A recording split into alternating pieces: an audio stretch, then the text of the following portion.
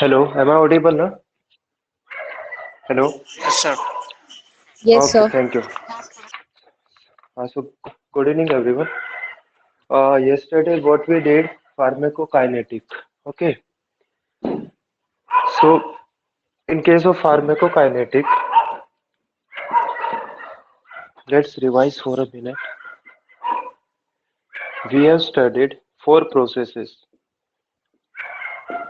absorption, that is, drug move from the site of administration to the blood, and then from the blood, it will move toward the tissues, different tissues of the body, like your GIT, liver, kidney, everywhere. CNS, any the tissue may be metabolism, that is liver, or tissue of kidney, that is excretion is excretory organ is kidney. So from the blood it moves into different organs. This is known as distribution. Once the drug is absorbed, it is distributed. After the distribution, after the distribution, the story of pharmacodynamic begins. What is that story? Suppose here is the drug absorbed into the systemic circulation and it reached to our central nervous system.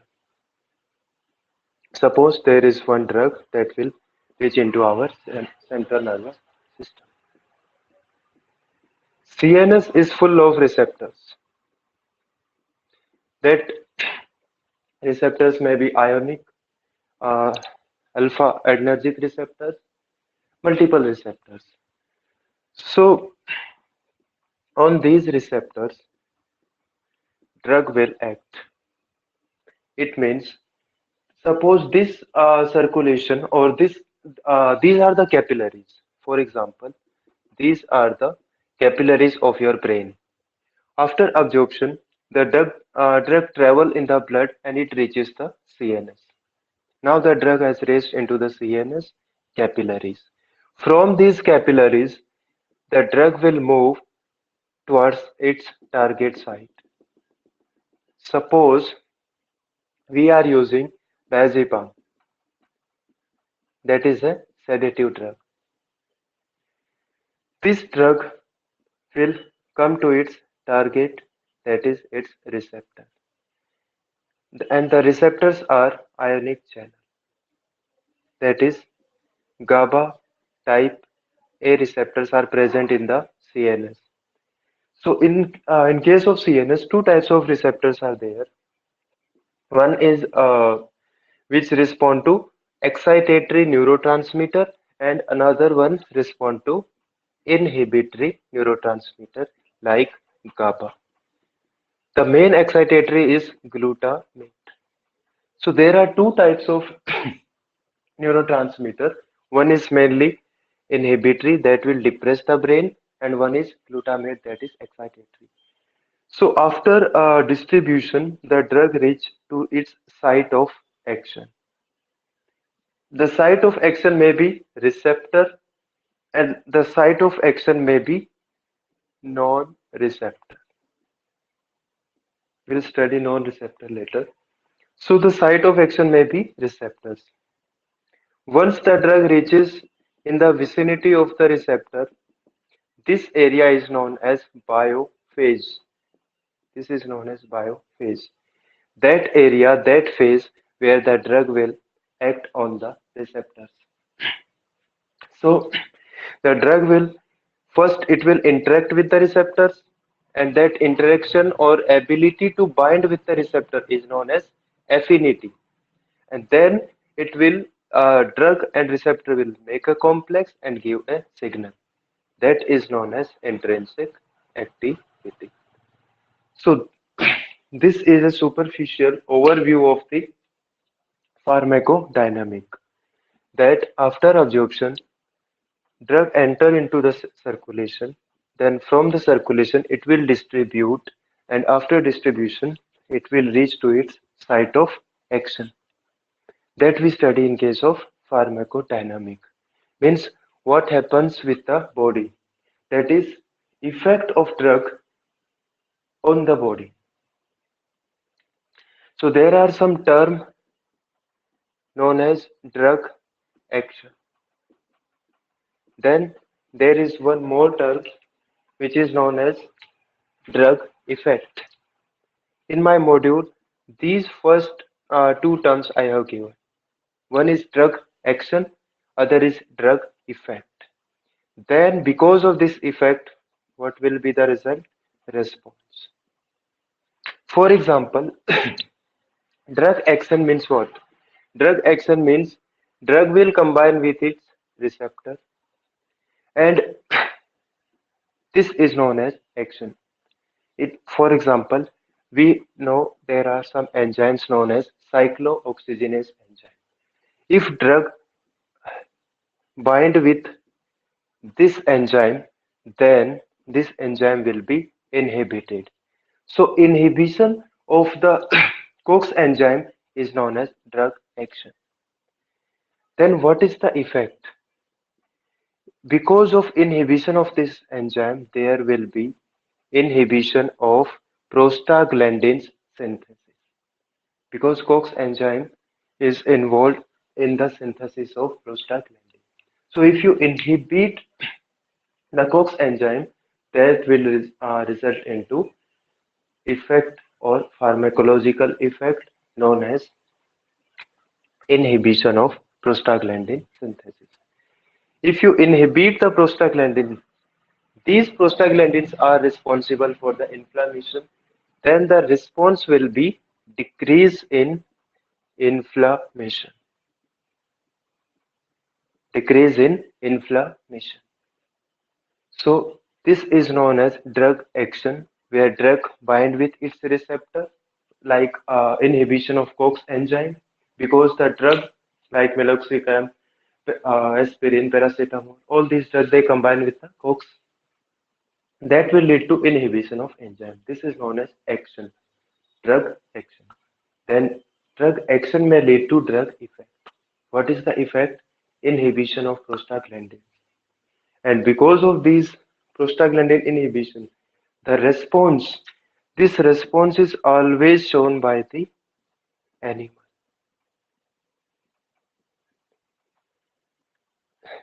Suppose in this animal, there was swelling at this leg. This was the swelling. When we use a drug produces action, that is inhibition of the COX enzyme. Then effect will be there, decrease of prostaglandin synthesis, and then this animal will show a response, and that response will be the removal of this swelling. And removal of this swelling means decrease in inflammation. So this inflamed area, this swollen area reduced to the normal. So this is the response which is shown by the animal. So these are the common terms where we start with the pharmacodynamic. That is drug action, and because of action, what is produced? Drug effect. And because of that drug effect, the animal will show some kind of response. That response may be decrease in inflammation, or that response may be reduction of pain and other things.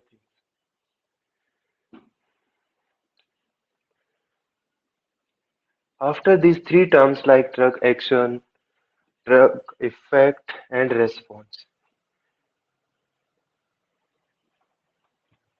there is one more concept, that is mechanism of drug action.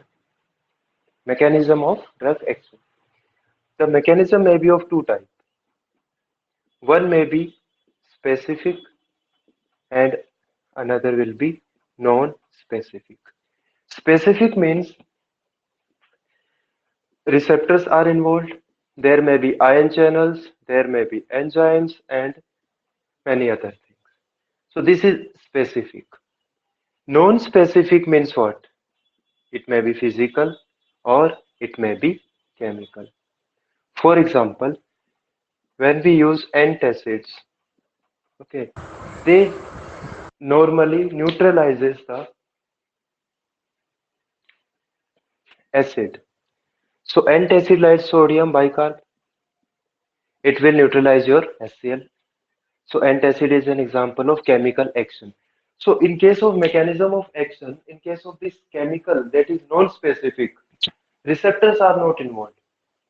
Non-specific, no receptor is involved. This is simply an example of chemical reaction like antacid. So like this, another example if I give, that is urinary acidifiers like ammonium chloride, vitamin C. So they will acidify the urine. That is also a kind of non-specific action. No receptor is involved. That we have studied in ion trapping mechanism. Like urine alkalizer, urine acidifier, antacid. These are some chemical and non-specific. Next is physical. Physical means osmotic, osmotic diuretics. Your commonly used mannitol. See, mannitol, if you study mannitol, in case of nephron, there for to if suppose this is the nephron, okay, this is PCT, ascending limb, DCT, and collecting tubule. For these four parts, there are four different category of drugs are available. For PCT, like carbonic anhydrase inhibitors, then there are thiazides, then collecting duct, aldosterone receptor. So for every part, we have some drugs. But for mannitol, no specific receptor is there. That's why we call it non-specific. Non-specific means it acts as an osmotic molecule. Mannitol acts as an osmotic molecule. Osmotic molecule means wherever it goes in inside our body, it will attract water. Mannitol attract water. So if mannitol is present in this lumen, it will attract all the water inside the lumen and it will remove that water. And we know removal of water is known as diuresis. So this is osmotic diuresis, means removal of water from the body or diuresis because of the osmotic effect of mannitol. This is simply a physical action. No receptor is involved. So the best example is mannitol. So these were some another example of physical. All the inhalant anesthetics. So this was the MCQ asked in 2019, one of the PSC exam, that halothane, which of the following molecule act by non-specific action? Then example was halothane. Because if you look at these inhalant anesthetics, what we do, this is the gas cylinder and this is our patient. Okay, so we supply the inhalant gases. The cylinder is filled with the gases, so we administer these gases. From the trachea, these gases they will enter into the lungs, and from the lungs they will enter into the blood, and from the blood they will enter into the brain of the animal, make the animal unconscious. Then after that they will again come back into blood. From the blood they come into the lungs, from the lungs trachea and outside the body, whether into the this exhale system or simply outside body. So in this system, these are also an example of physical or non-specific action. So inhalant gases, osmotic diuresis, and one more example, your bulk purgatives. Bulk purgatives. There are two terms, luxative and purgative. Luxative means the things which make the feces soft. They make the feces semi-solid. And purgatives are the strong laxatives. It means they make the feces watery. So these bulk purgative, these are given in the bulk, and these Suppose there is one bulk purgative, like in case of human being, we commonly use isbagol, that is maybe psyllium or something. If we take this bulk purgative, then it will enter into the intestine. So we take this in bulk, that is, we take this in large amount. So the function of this bulk purgative is to hold the hold the water with it. Whatever water you take with one glass, two glass of water, if you take with the bulk purgative, it has property of holding that water. Wherever it goes in the GIT, it holds that water, and because of that water, if it finds the hard or constipated stool, that water, what it carries with it, that water make the stool soft, and that will come out. So this is the mechanism of bulk purgative. So in this case, receptors are not involved. So we call this mechanism non-specific because there are receptors are not involved. And out of non-specific, this is a physical. It comes under the physical because it physically hold the water and make the stool semi-solid and remove. But in case of chemical, there is chemical reaction like neutralization, maybe acidic fire or urinary alkalizer.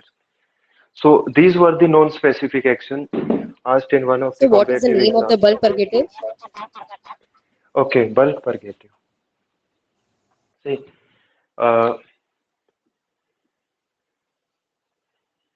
in case of bulk purgative, suppose this is a hard ball uh, feces. Hard feces is present here. And if you take bulk purgatives, the condition for bulk purgative is you have to take more and more amount of water. If you simply take the bulk purgative with it very little or less amount of water, what will happen? This bulk purgative itself will accumulate here, and instead of removing this feces, it also become a part of constipation or hard feces. It will aggravate or more worsen the problem instead of correcting it.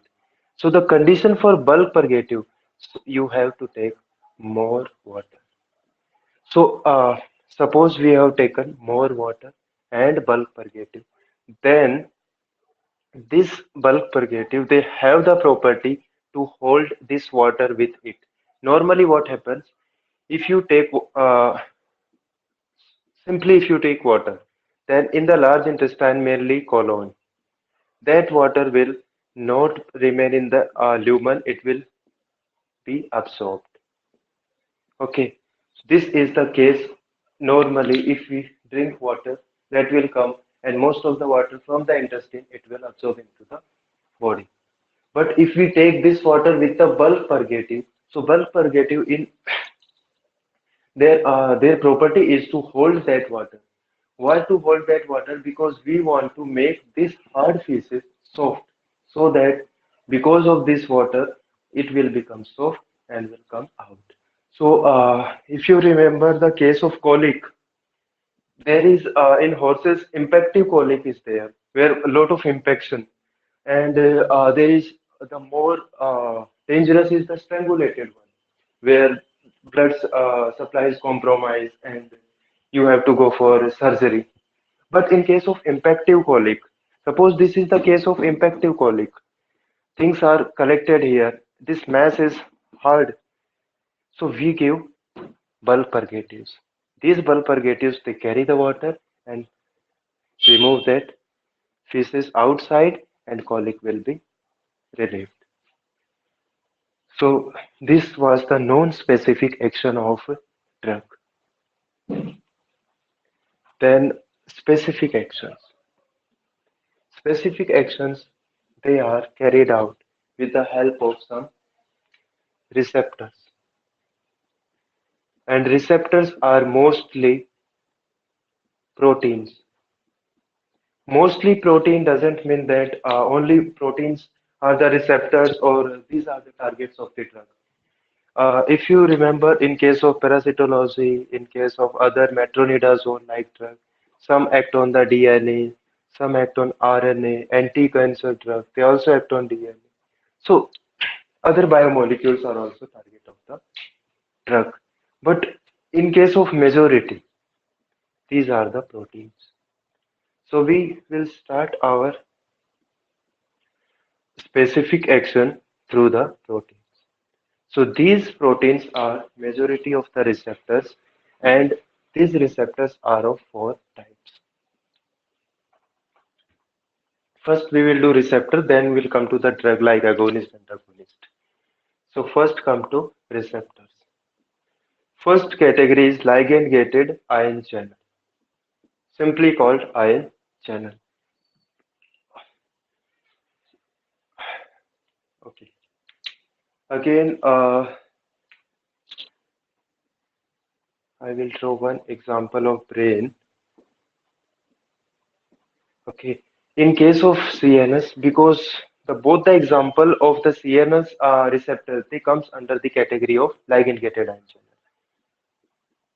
So in case of CNS, we have excitatory and we have inhibitory neurotransmitter. And these neurotransmitters, they act on ion channels. Okay, ion channels. So these are the ion channels. If you want to increase the activity of the brain, then you will use this glutamate. You will use glutamate and stimulate the receptors like cation, sodium. They will enter and excitation will occur. Suppose your brain is fully excited. You want to depress the brain. Then what you do? There are some channels in the brain, what we call chloride channel. You open the channel and put lot of anion inside your brain, and this lot of negative ions, they will depress your brain. The level of depression may be sedation, hypnotic, tranquilization, anesthesia, and then coma, and then death. These are the different levels of depression. So we are talking about two types of channel. These are both are ion channel, but one for the cation, other for the anion. This will depress your brain and this will excite your brain. So this receptor is known as GABA A. GABA. There are two type of receptor for GABA, type A and type B. Type B are G protein coupled receptor, but type A, these are the ionic channel. Which ionic channel? Chloride channel. Negative ion will full of negative ion, your brain will be depressed. So the example of ion channel, first example GABA A, second glutamate, example NMDA and AMPA. These are the glutamate receptors. If you increase the glutamate, it will stimulate the receptors, more sodium, and that will lead to excitation of the brain. So these ion Sir, channel, aspartate is we also. aspartate is also excitatory, but if you compare these two, out of these two, we call glutamate is the main excitatory neurotransmitter. Aspartate is also excitatory, but the main is glutamate. Like inhibitory, if you look at the spinal cord, then glycine is the inhibitory neurotransmitter.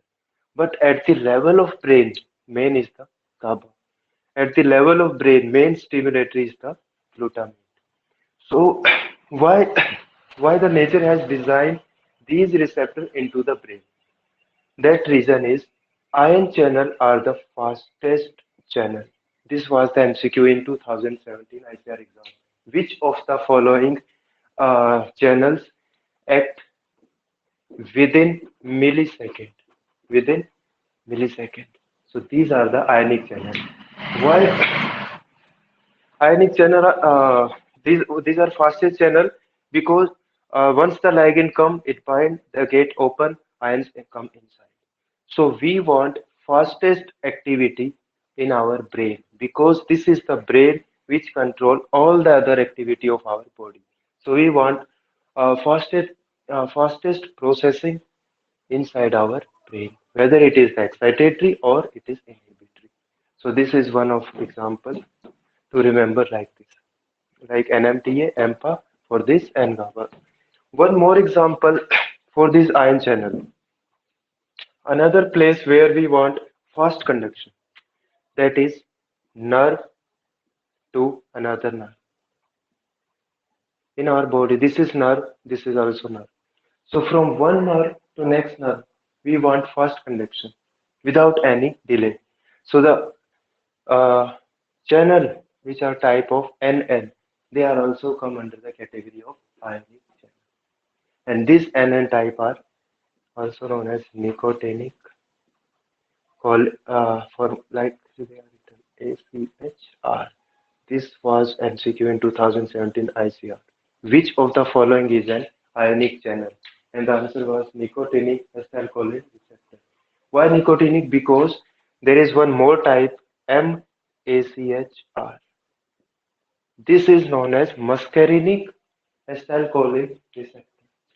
Muscarinic receptors are G protein receptors. So from this ionic channel, they have asked two MCQs. One, which one is the fastest acting in millisecond? Answer was ionic channel. Second example, which of the following is ionic channel? Answer was nicotinic acetylcholine receptor. So in case of brain, and not only brain, if you look at the nerve and muscle junction, NM, these also these are also ionic channel. So for ionic channel, there is one term is LG, ligand gated. It means ionic channels are of two types. One is some of them are operated by the voltage. So they are called voltage gated ionic channel. They are known as VGIC, voltage gated ion channel. But these are the ligand gated. Ligand means any molecule which switch on or switch off this channel. That is ligand. So for this channel, ligand is GABA. For this channel, it is glutamate, and these are operated in this manner. So the very simplest receptors are ion channel because they have one switch that can be open, that can be closed. You can on or off. So these are the fastest channels. Second is G protein coupled receptor. Means there is G protein. Coupled receptor means there is coupling. It means the first MCQ was asked in 2020 in ICAR PhD exam. That this G protein coupled is also known as, it is also known as 7-pass receptor. Why 7-pass receptor? Because it crosses the membrane 7 times. 1, 2, 3, 4, 5, 6, 7. 7 times it crosses. So known as 7-pass receptor. This is G protein receptor. So second MCQ related to this. This is our drug, and G protein coupled means there is G protein. Then what is this G protein? It is a trimeric protein made up of alpha, beta, and gamma. These units. This is G protein. In the normal state, resting state, it is combined with the GDP. So GDP is the molecule which make these three units stable. If you remove GDP, then the stability will be disturbed. Suppose I remove GDP and add GTP, then stability will gone. Stability gone means alpha will separate and beta and gamma, these two subunits will separate. So there will be separation. So the stability was because of GDP. That was because of GDP. So this protein may bind with GDP or GTP. Therefore, we call it G protein. So G means either bind with GDP or bind with the GDP. So GDP make these units stable, they remain together. If you remove the GDP and add something more energetic, this alpha unit becomes more energetic and it will separate, and these units are separated from the. Now the alpha unit is having this GTP. So this is the main component that is known as active component. And this beta gamma, they are known as inactive component. It means the further signaling will be done by the alpha subunit. So there is one enzyme known as adenyl cyclase.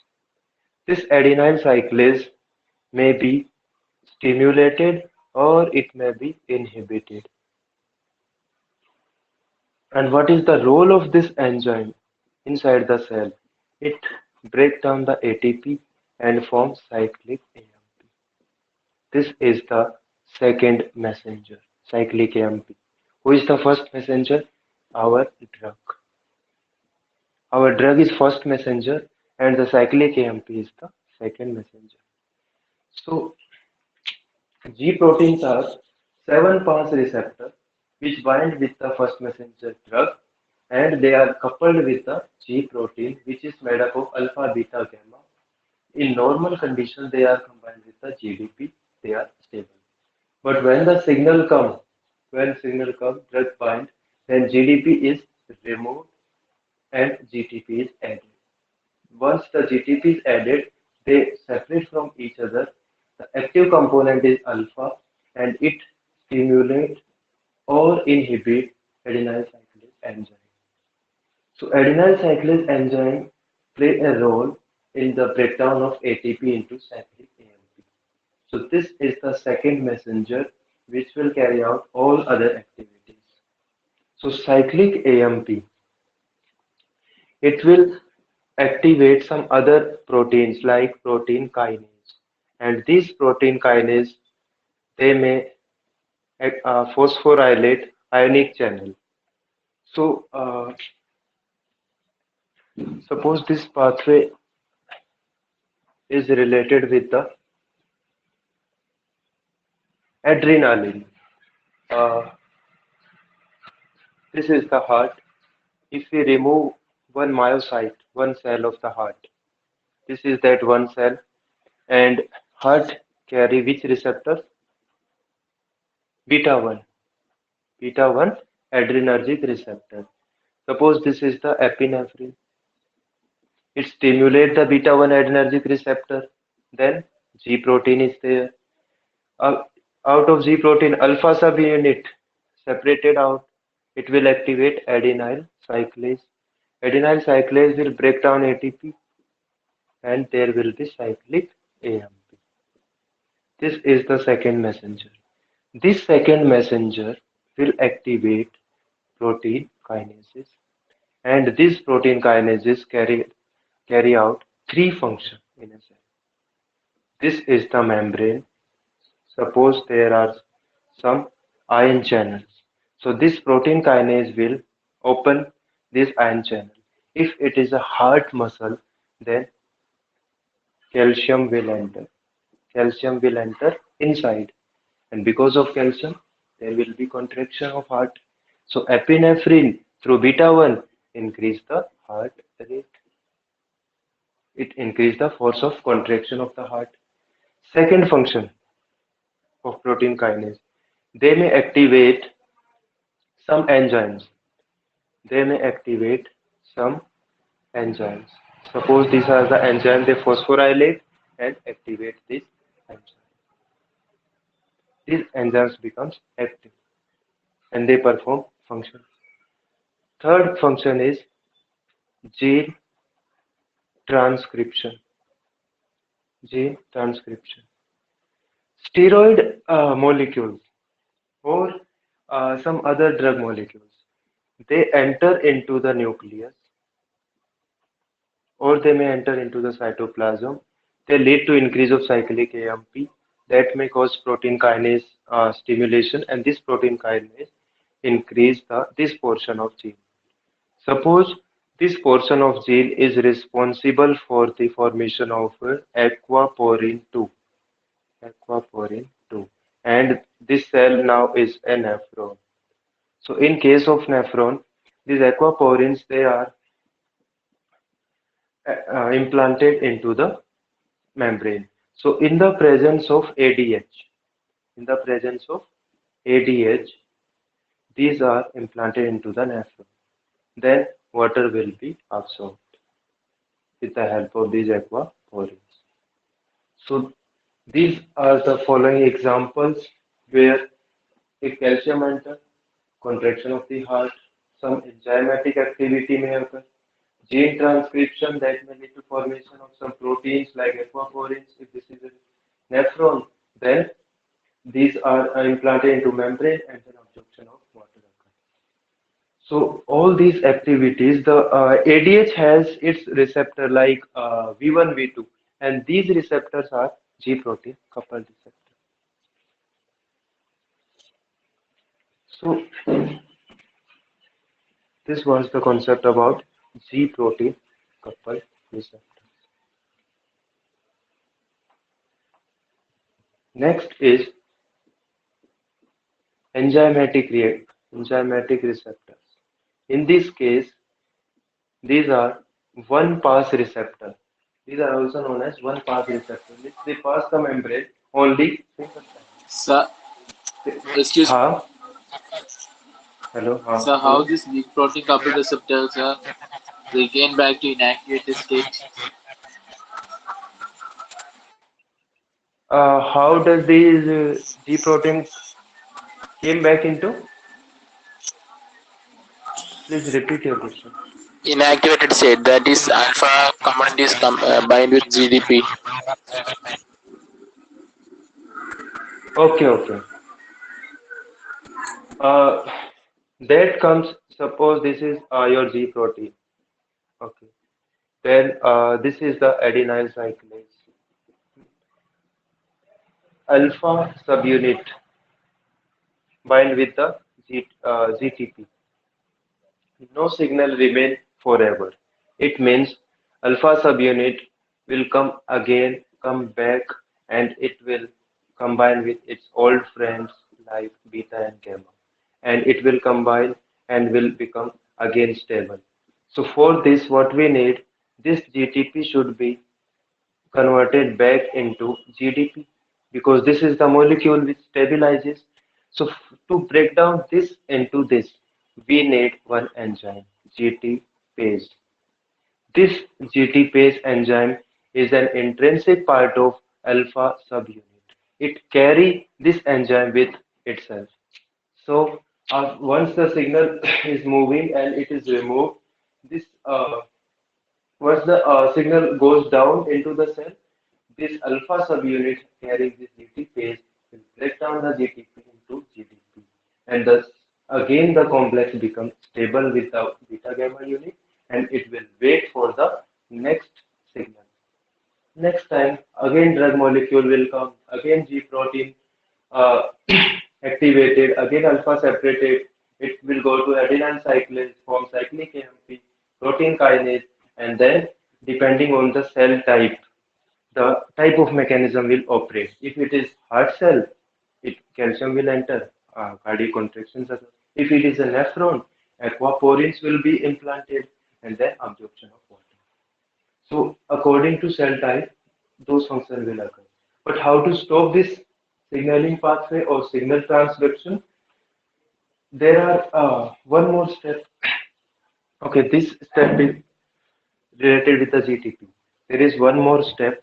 Uh, you have formed cyclic AMP. This cyclic AMP, it will keep on stimulating this protein kinase A. So how to stop this action? So inside we have one enzyme, phosphodiesterase 5. This phosphodiesterase will break down the cyclic AMP into AMP. So one concept is related with this phosphodiesterase enzymes. If you remember your drugs like theophylline, aminophylline, they inhibit this. Okay, they inhibit this enzyme. So this enzyme is no longer available to convert to break down this cyclic AMP into AMP. So cyclic AMP level will increase, and your heart contraction will be increased. That may lead to tachycardia. So one of the side effect of theophylline is tachycardia. So the main purpose for which we are taking this theophylline for the bronchodilation, for the bronchodilation. But one of the side effects of this theophylline group is they will inhibit this enzyme that may lead to increase of cyclic AMP and that may cause contraction of the heart, that is tachycardia. So tachycardia is the most common side effect of theophylline group of enzymes. Then again, if you take tea, if you take coffee, these tea and coffee, these also contain some level of theophylline. Then after taking tea, this will inhibit the phosphodiesterase, although it is present in very small amount, but for few minutes it will stimulate your heart and it will also stimulate your brain. That is getting all the theophylline in the tea and coffee. So that mechanism also operates through the high level of cyclic AMP. That may cause contraction of the heart or that may cause excitation of the brain because brain also has some receptors. So tea, coffee, theophylline, all are the. Okay, one more question with this PD5. In ICAR, they have asked uh, that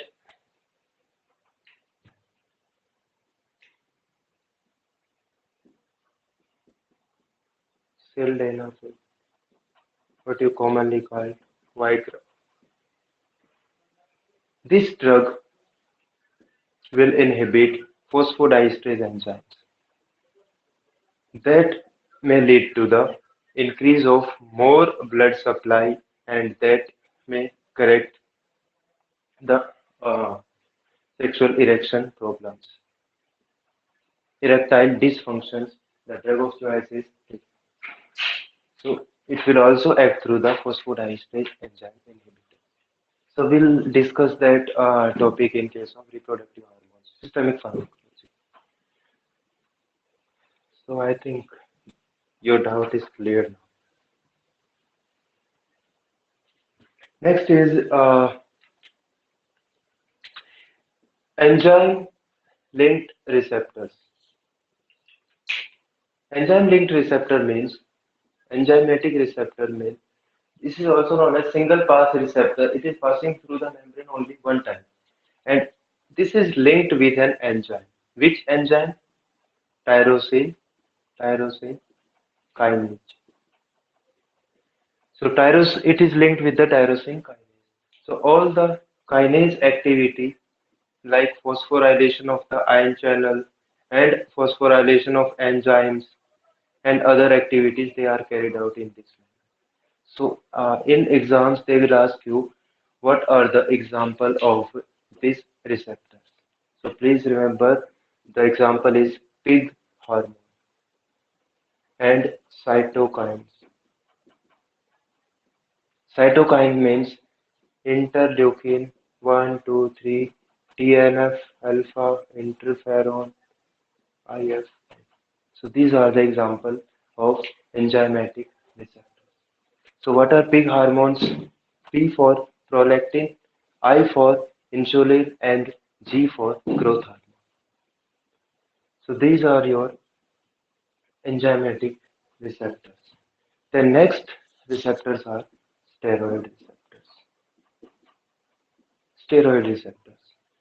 These receptors may be present inside the cytoplasm or they may be present inside the nucleus. So steroid receptors, as you know, these are receptors for the androgens and receptor for your examples like T3, T4, testosterone, estrogen, all your glucocorticoid, mineralocorticoid, vitamin D also, and vitamin A. These are steroid molecules. So they will enter in directly into the cell because they are lipid soluble. So some combine with intracellular or some of them combine with intranuclear. So whatever be the combination, if they combine with this will also enter into nucleus. But their target is DNA. So one MCQ asked in 2017 that steroid hormones they act through the answer was gene transcription. Gene transcription. It means these molecules they will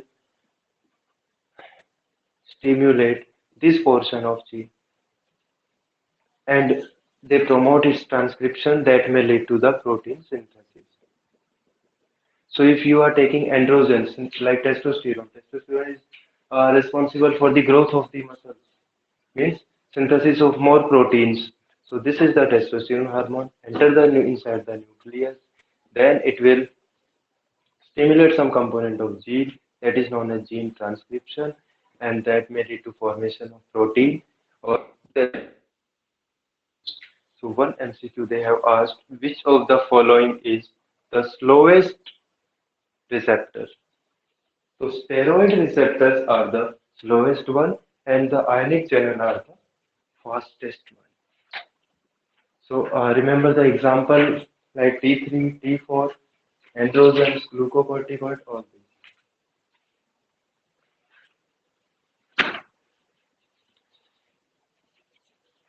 In my module, I have given all the examples in one tabular form. Then you can remember easily because there was three MCQ from this table, like G protein, enzymatic, and this. The difference between them simply that number of time it passes, fastest, slowest action, then examples, and then their linkage. Steroid are linked with the gene transcription, and these are linked with the G protein are with the G protein. So this is the most important part. There was I think four MCQ from this table only. So remember this receptor concept. Then come with the drug because in pharmacodynamic we are studying effect of drug on the receptors. So I will explain this concept with the help of some theories. In module it is given there are four theories, and first I will tell you these theories, and parallelly with these theories, how the concept of agonist, antagonist, partial, and inverse agonist uh, developed. So this was the story of old days,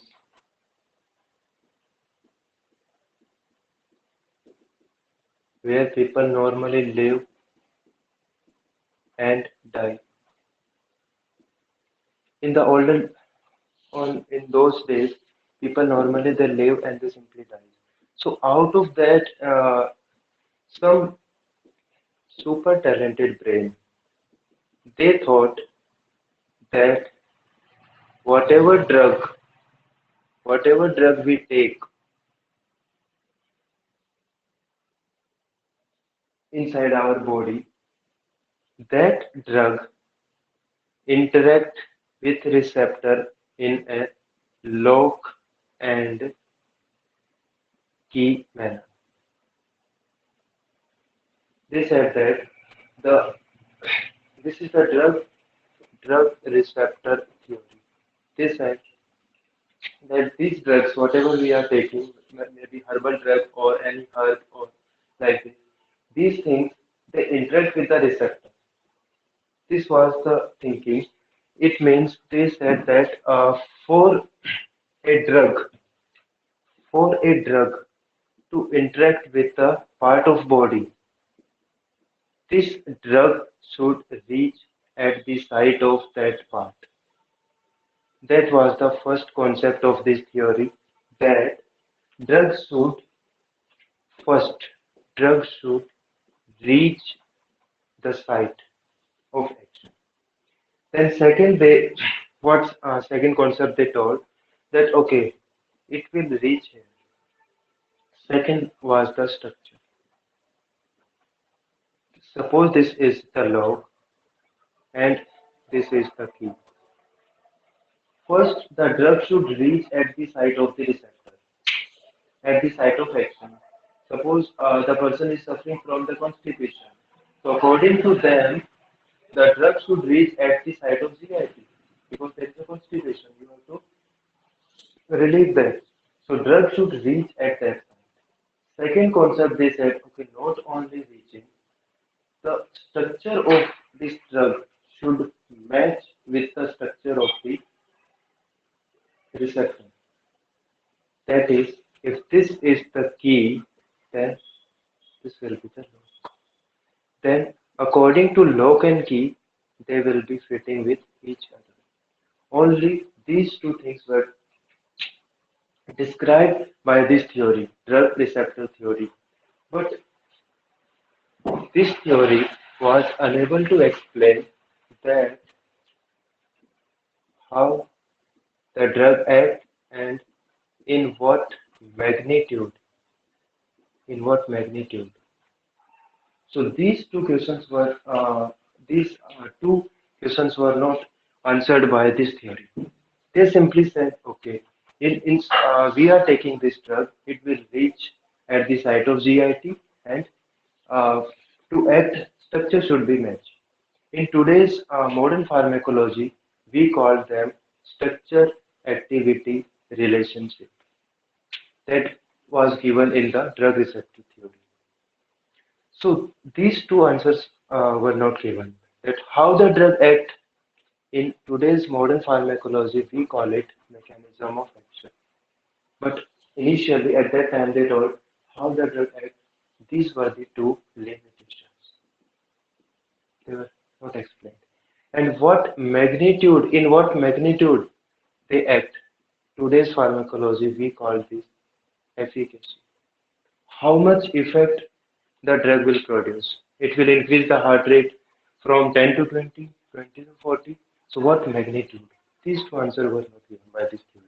Then the next theory came, and this was the receptor receptor occupancy theory. According to this theory, they said, okay, this is the drug. In the previous theory, they said it should reach at the site of the action. But this theory said that, see, reaching is not only compulsory, it should occupy the receptor. That's why the name comes, receptor occupancy theory. It should occupy that receptor. More the receptor the drug will occupy, suppose this receptor occupy, more the effect will come. It means if 10 receptors, response will be 10, 20 receptors occupied will be 10 or 20. If 80 receptors are occupied, your response will be 80 and 100. If 100 receptors, all the receptors are occupied, response will be 100%. So from this theory, the concept of this 100% today we call full agonist. This concept came, full agonist. So receptor occupancy theory first is said that not only to reach there, but it has to occupy this receptor. After occupying, it will produce the response. So more the number of receptor it will occupy, the response will keep on increasing. So to get the maximum 100% response, you need to occupy all the 100 receptors. That comes the full agonist. Then, if receptors are not occupied, not a single is, if these are receptors, if they are not occupied, the response will be zero. They call this antagonist. So from this theory, two terminology was derived. That's if all the occupied 100% response, full agonist. If you do not occupy, no response. That is antagonist. Then there was one exception to this theory, and that exception was partial agonist. So partial agonists were not explained by this receptor occupancy theory. According then came modified receptor occupancy theory. This theory also states that suppose there are uh, 50 receptors, there are 50 receptors, and there are two drugs. One is histamine and one is epinephrine. One is epinephrine. These drugs they occupy only 20 receptors and they produce 100% effect or response. By occupying less number of receptors, they are producing 100% response. That was the concept of partial agonist. Means the remaining 30 receptors, they were known as spare or reserve receptors. So what are spare receptors? Spare receptors are those receptors which are not occupied. Means out of 50, 30 are spare, 20 are occupied by histamine or epinephrine. These two drugs were the limitation of receptor occupancy theory. Then modified theory explained that there are some drugs, there are some agonists, they occupy a small fraction and they produce the effect. And these were known as partial agonists. So from this theory, the concept of partial agonist arrived. So we Can you are say done once with full. spare receptor? Okay, spare receptors. Uh, Suppose this is a car, and with the car you have some spare parts. Similar to that spare parts, we are having some reserve or spare receptors. What are those? 50 receptors are present on your heart. These are 50 beta 1 receptors. Okay, these are 50 beta 1 adrenergic receptor on the heart. If epinephrine is given, this epinephrine will interact with only out of 50, it will interact with 10 and it will produce the full effect or the response what you want that is produced by only 10 molecules. It means these 40 receptors they are not utilized by the epinephrine. So for these receptors for the body, they are the reserve one. They are the reserve receptor, or another term we use, they are the spare receptors. So spare receptor are the unoccupied, unused receptors, or that fraction which is not used by the drug to produce the effect. So these concept of spare receptor and partial agonist, both the things were explained by the modified receptor occupancy theory. Then the modern or classic theory that comes later on, and this theory was two state two state theory. That is, in every book you will find this theory, two state theory. They said receptor exists in two states. There are two states of receptor. One is R active and one is inactive. So normally when in the case of resting phase, when we have not administered any drug inside the body, that receptor will remain in two forms, inactive form and active form. And this inactive form dominate over the active form. If 45 molecules are present. Oh, sorry. These are 45 and these are 55. This is the dominant state.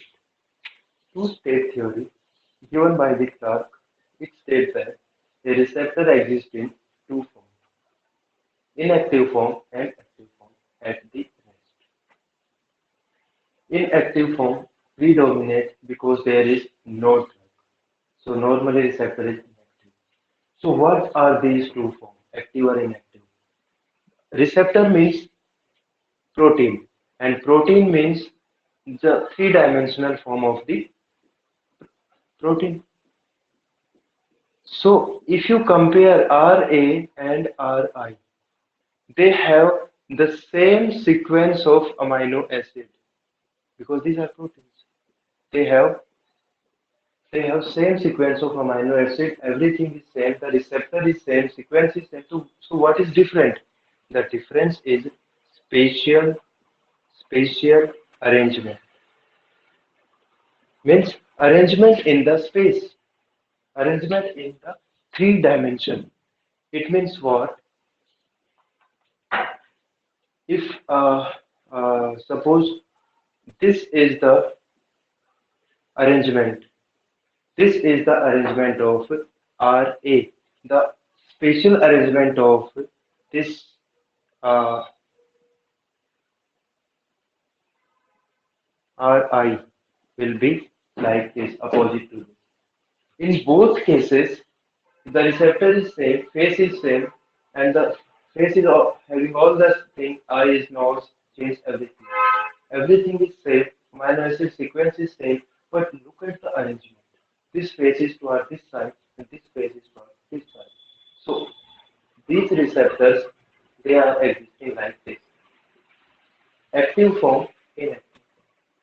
And at the rest, which is predominant form, that is the inactive. Why this is predominant? Because there is no drug administered there. So these are the two forms or two spatial arrangement of the receptor. Then if we move ahead, if we start with our drug, suppose full agonist. What are full agonists? Full agonist will combine with only RA form, that is active form. Okay. Then second, partial agonist. They also combine with RA form, but they also combine small amount with the RI form. Third, antagonist. They will combine equally with both the form. Equally. Then fourth concept, and this concept was not explained by any theory. See, first drug receptor theory just said that okay, drug should reach at the site, and the structure of drug should match with the receptor. Only two concepts. Then receptor occupancy. Not only reaching is important, you have to occupy the receptor. More you occupy, more the response. Full agonist. If you do not occupy, no response. Antagonist. Then there were some limitations that some molecules they do not occupy all the receptors, but still they are producing the effect. That was the partial agonist. So we done with full agonist, we done with antagonist. These two are explained by receptor occupancy theory. Then partial agonist explained by modified receptor theory. Then the last concept that explained by the two-state theory was the inverse agonist. Inverse agonists. They say that inverse agonists are those drugs they combine with the RI form of the drug, and the response will be opposite. So response will be opposite. So what does it mean that response will be opposite?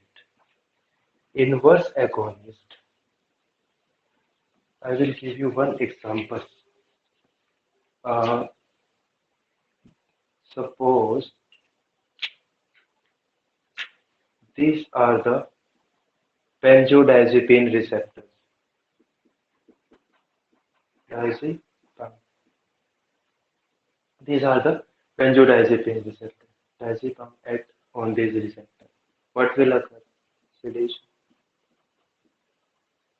It will decrease the CNS excitation. So the diazepam, it is known as agonist. Diazepam is known as agonist. Agonist of what? GABA receptor. This is the GABA receptor, this is the agonist. It means if the receptor exists in two states, A and RI, so your diazepam will combine with the RA form, active form, and it will combine with the receptor and produce the sedation. That is CNS depression. Decrease the excitation. That is what you call CNS depression. So on this same receptor, but the inactive form of this receptor, what combine? Beta carbolin. Beta carbolin. This is the same receptor where the diazepam bind, beta carbolin bind. But what you find? CNS excitation. CNS excitation. So if I make only one ionic channel or one receptor, this, if diazepam combine with this, it will lead to sedation. It will lead to CNS depression. If beta carbolin, it will bind this, it will lead to CNS excitation. Why this happens? Because this is agonist and this is inverse agonist. Agonist will produce this and inverse agonist will produce action inverse to the diazepam. Means if it is doing the sedation, it will show CNS excitation. So this was your MCQ asked in competitive exam, that which of the following is an example of inverse agonist. That answer was beta carbolin. Both act on the same receptor, but one is producing sedation, other is producing CNS excitation. So these two are known as opposite effect. And if this is the receptor, so this will combine with the RA form of receptor and this will combine with the RI. So this finishes our theory, and in that sequence we have developed these following terms. So if I draw a graph, then the full effect, suppose this is the full effect, then full effect or full response will be shown by the obviously full agonist, and this is the zero, that is neutral, that will be shown by the antagonist, and in between these two, that will be your partial agonist.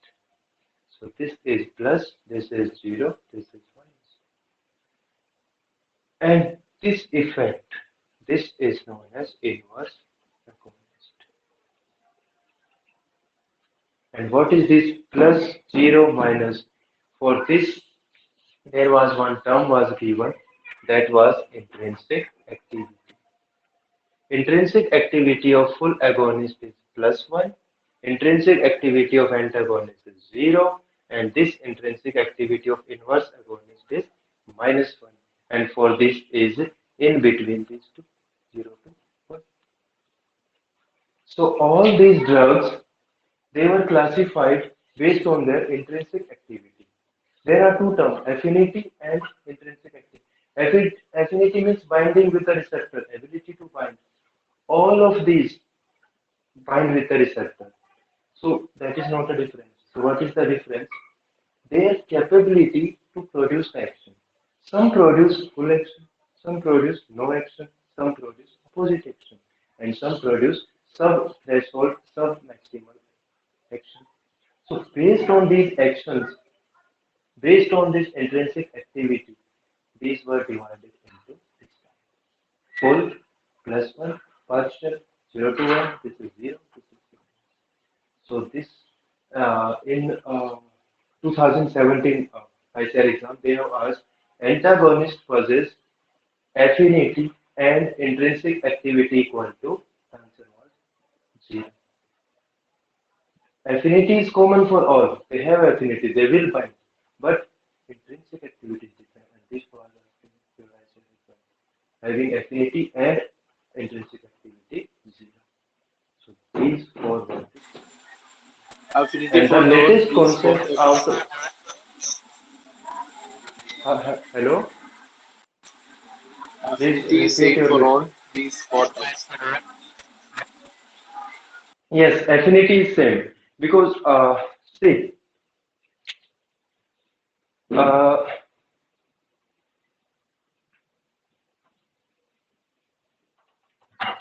this is the drug and this is the receptor, and that may lead to drug receptor complex, and that may lead to action.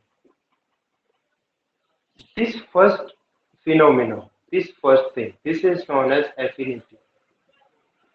Means drug will bind if, and this second is known as intrinsic activity. So can you think intrinsic activity without affinity? No.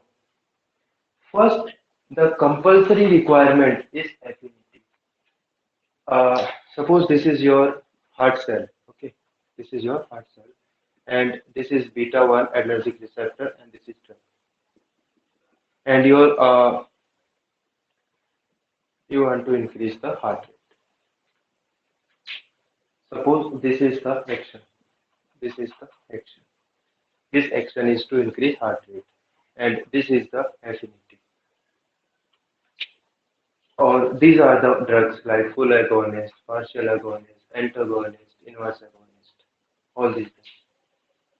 If you do not find these drugs, can you increase heart rate? Obviously not. So the first requirement of any receptor, first it should bind. Then we'll see it will produce full action. Then we call it full agonist. Then we will look. It is not producing any action, just occupying and sitting there. Antagonist. If you see that after binding, it is producing opposite effect, not increasing the heart rate, it is decreasing the heart rate. Then we will call it intrinsic. Oh, sorry, inverse agonist. So that thing comes after affinity, after binding. If you first you should bind here. After that, we will see that your action is full, it is inverse, it is zero, or it is partial. That is the concept. So affinity is compulsory for all the drugs. So without affinity, without binding, nothing will happen. Because the receptor, if you do not occupy the receptor, no. So this concept, affinity, this concept was not there in your first theory. In first theory, what drug, they said drugs should reach the site of action. But they didn't tell that drugs should occupy. But the next theory, receptor occupancy theory, it should occupy the receptor. So what that occupancy means? That occupancy means affinity. So this term affinity came from the occupancy only. So in the first theory, they said, oh, okay, this is the animal or this is the drug, and it should reach there, and the structure should be matching all these 2 points. But they not describe that it should occupy. If you do not occupy, then how will you produce action? Like increase heart rate, decrease. So only reaching is not important. Affinity is important. That is compulsory. You have to occupy the receptor. Then we look at the actions, whether full, half, zero. So these were very important concept of antagonist, agonist, these things. Then drug interactions. There are 4 types of uh, drug interactions that are very easy to understand. That is addition. If you combine two drugs, 1 plus 1, it will become 2. Like sulfonamide. If you combine 1, 2, 3, 4, sulfonamide, their action will be additive. But with this, I want to explain one more concept. Sulfonamide, they have less solubility, okay, individually. They say if you combine 1 plus 1 plus 1, 3, then the combined solubility will be more, water solubility more as compared to your individual. In sulfonamide, you will study one known as law of solubility and law of independent solubility. Individually, they are less soluble. If you combine 1, 2, 3, then solubility increases. So that is also related. So addition means 1 plus 1 equal to 2. An example is sulfonamide. Second is potentiation. Second is potentiation means 1 plus 0 more than 1. It means what? Suppose this is your nephron. This is your nephron. And penicillins have two mechanisms of excretion. 20% through glomerular filtration and mainly you can say 80% through tubular secretion. So at the point of this, they have one channel. That is, through that transporter, they are secreted out. Because of this secretion, their half-life is short. So what we give? Probenecid. We give probenecid. Probenecid molecule itself in our body have zero action. This zero for probenecid. Okay, and this one for penicillin. Once you combine this zero with this penicillin with probenecid, your effect will be more than one. This explains the concept of potentiation. Means when you combine these two, half-life of the penicillin will increase. And instead of this penicillin, your probenecid molecule will secrete it out going to the urine. After this potentiation, there is one more drug interaction, synergistic effect. That is synergistic effect. The famous example is penicillin plus aminoglycoside. You can add anything like streptomycin. If you combine these two, action will be synergistic. For why the mechanism is synergistic? Why this combination is? Look at this. This is a bacteria. Outside, it is having cell wall, and this is cell membrane, and these are the ribosome. So, cell wall, cytoplasm, ribosome. What is the function of penicillin? They are cell wall destroying agent. Cell wall destroying agent. So they will destroy this like this. Now the barrier is removed. So for the aminoglycoside, it's become easy to enter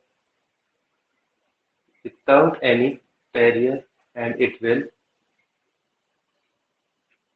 inhibit protein synthesis by binding at your 30S subunit. So this is synergistic action where one drug is helping the other to get the entry. So penicillin they remove this cover and allow the aminoglycoside. Now they will be more effective as compared to individual. If you give only aminoglycoside, first they will cover this path. They will travel cell wall, then in that barrier. But now there is no barrier. That is removed by this penicillin. They will easily enter. This is synergistic. Next is an antagonistic.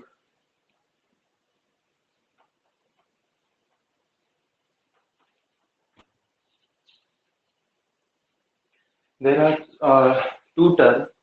One is physiological antagonist and one is pharmacological. Pharmacological antagonist. Physiological means there are two drug, two receptor Antagonist means opposite effect. Opposite effect. Pharmacological means, okay, there are two drugs, but one receptor, the antagonist means opposite effect. So this MCQ was asked in 2017 from that atropine and acetylcholine. They are an example of pharmacological antagonism. What does it mean? Two drug, two receptor, opposite effect. Physiological. Physiological means what? If you remember, in our body, we have lungs, and inside that, these are the bronchi. Histamine is a drug, and epinephrine is also a drug. But physiologically, inside our body, histamine causes bronchoconstriction, and this causes bronchodilation. So we have two drugs, and the receptor of epinephrine on the this bronchi is beta 2, and receptor for this H receptor. So look at this physiological antagonism. Two drugs, two receptor, and opposite effect. If you apply same concept instead of lungs on the blood vessels, okay, on the blood vessels, what will happen? Two drugs, there are H receptor and there are alpha receptor. It will cause histamine, it causes always vasodilation, and epinephrine vasoconstriction. Same concept. Two drug, two receptor, one causing dilation, one vasoconstriction. Two drug, two receptor, and opposite effect. So similarly, in case of pharmacologic antagonism, two drug, acetylcholine and your uh, atropine, they are acting on the same receptor, and you will get opposite effect. So this is known as antagonism, pharmacological or physiological.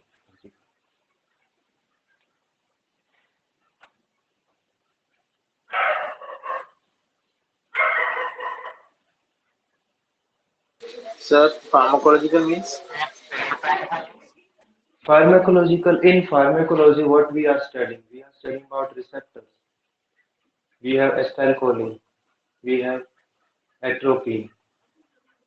Acetylcholine will stimulate the receptor, and atropine will block the receptor. So both are acting on the same receptor.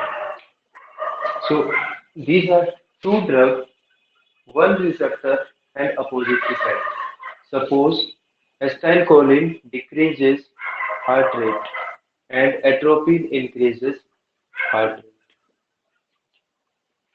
So two drugs but one receptor but opposite effect. This is pharmacology. And if you, in the name itself, if you remember pharmacology, we study drug and receptors. So one receptor, they are competing for one. How much is covered? I think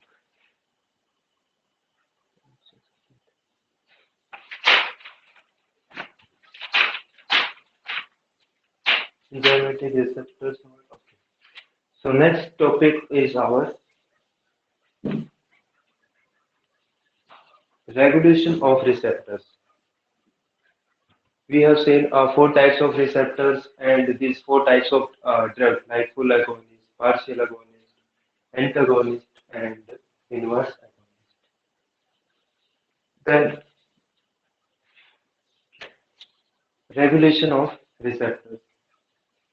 It comes under two categories. One is change in number. Change in number means up regulation, and second is down. Up and down. Up means increase in number of receptors, that is up regulation. If same thing happen that decrease in number of receptors, that is down regulation. So up regulation and down regulation. These are the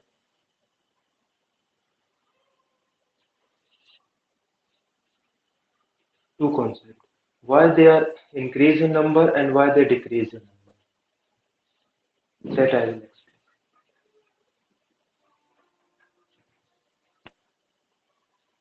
Suppose there is one receptor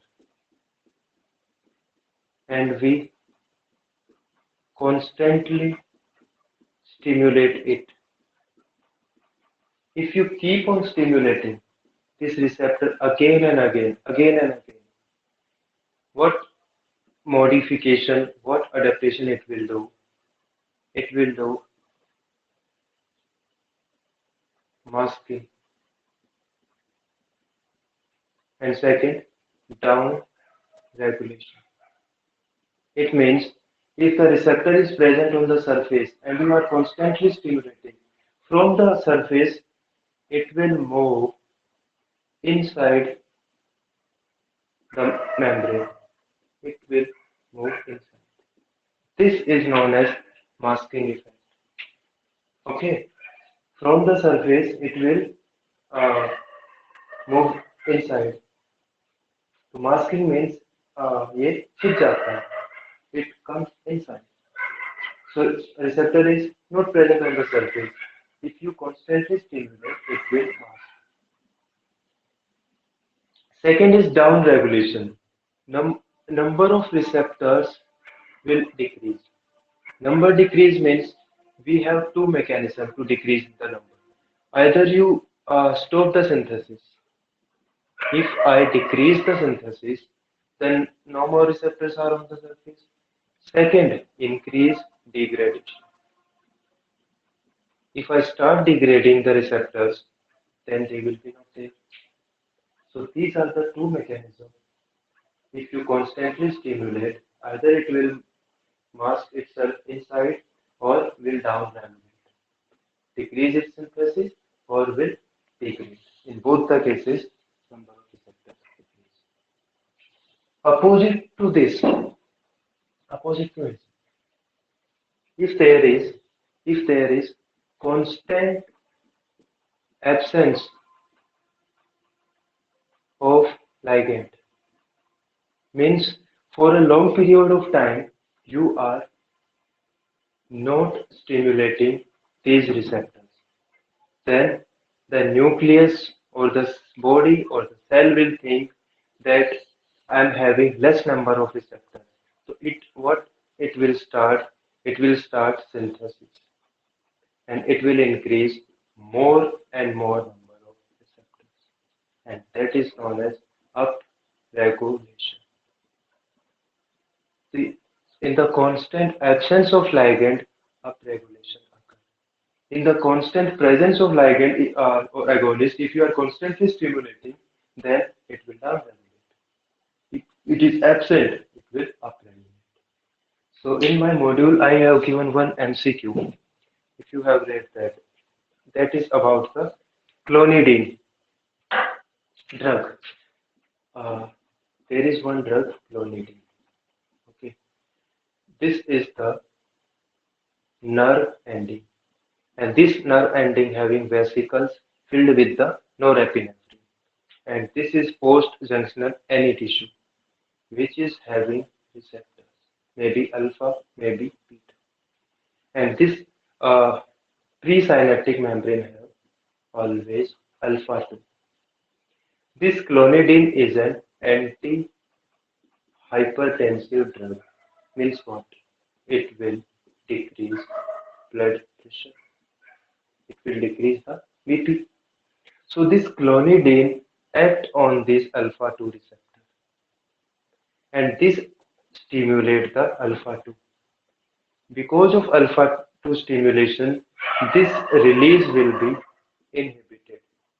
Norepinephrine will not be able to release because of this signal. So blood pressure or hypertension will decrease because there is no norepinephrine that was previously responsible for increase in blood pressure. So if we stop this clonidine suddenly. If we stop suddenly, then what will happen?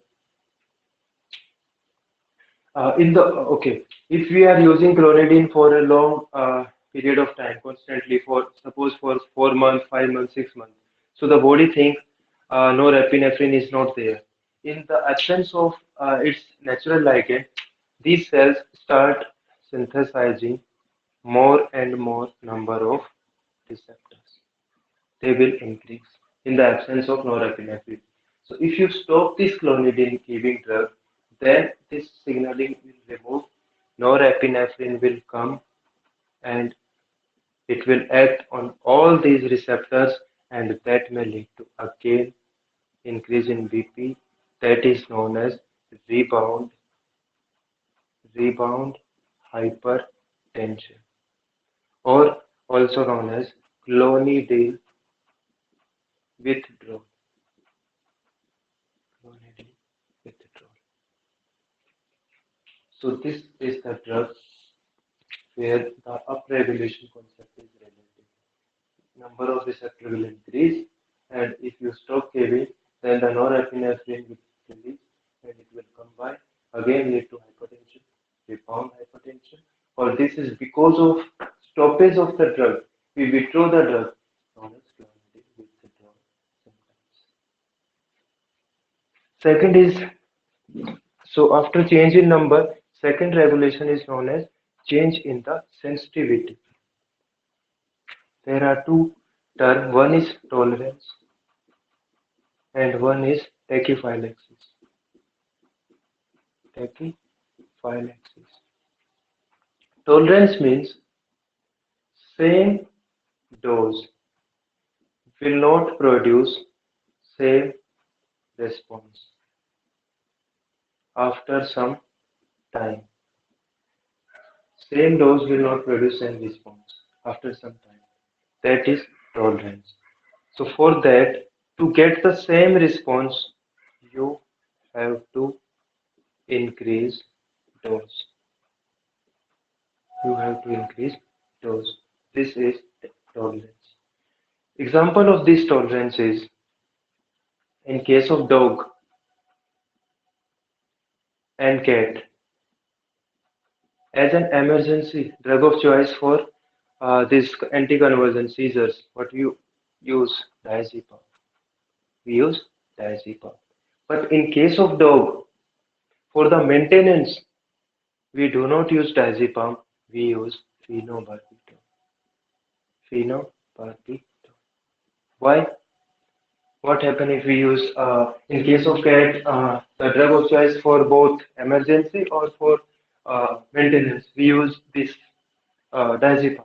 But in case of dog, for emergency purpose, we use Tolerance will diazepam. develop. But for yes, for long period, we cannot use this diazepam because within within 2 weeks, okay, within 2 weeks, the dog become tolerant to the diazepam. What does it mean?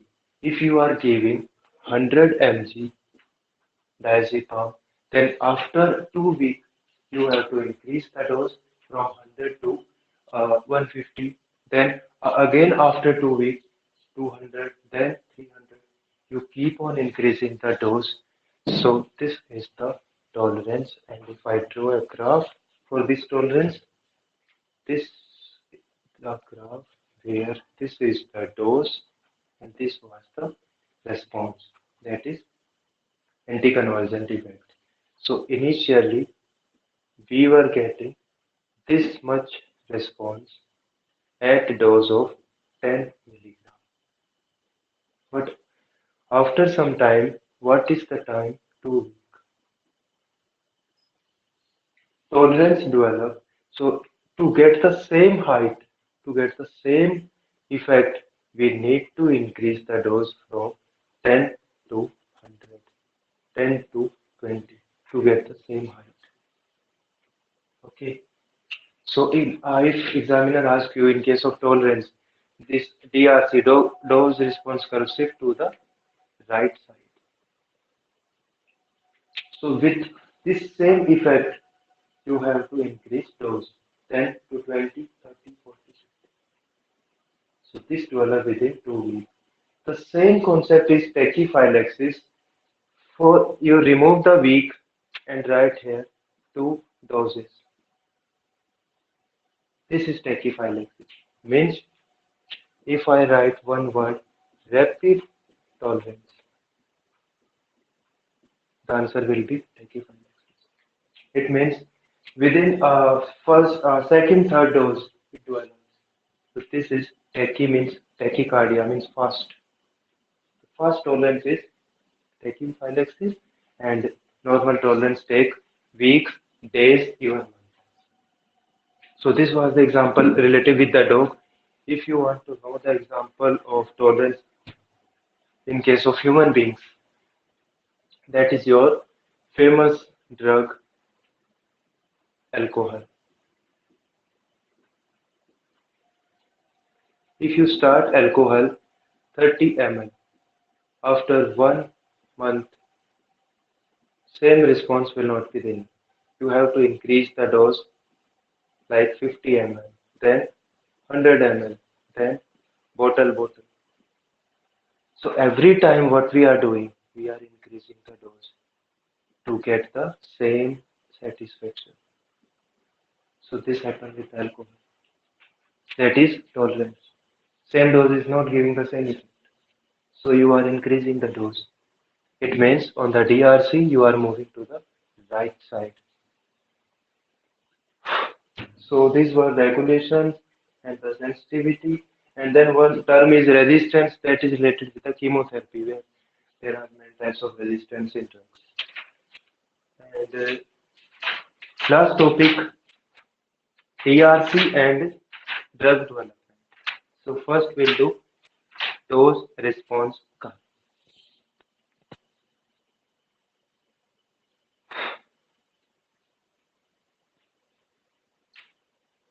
I think we should take 5 minute break.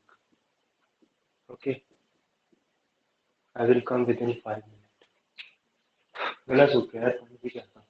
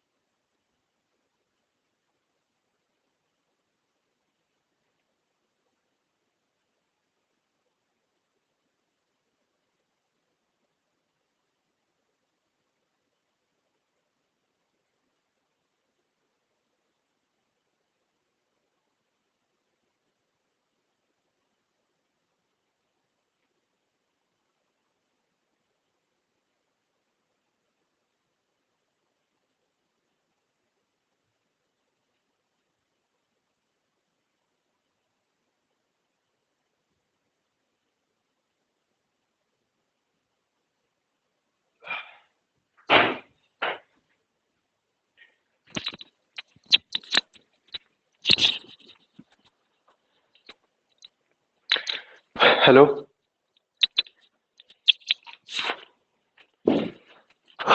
So our next topic is DRC.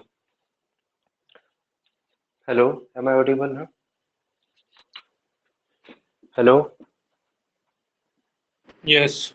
क्या हुआ है हाँ next topic is DRC.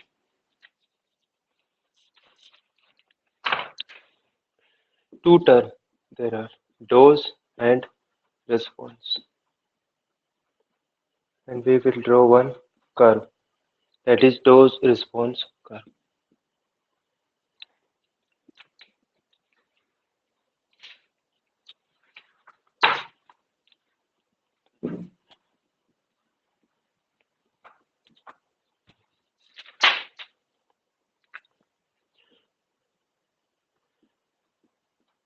This is the dose and this is response.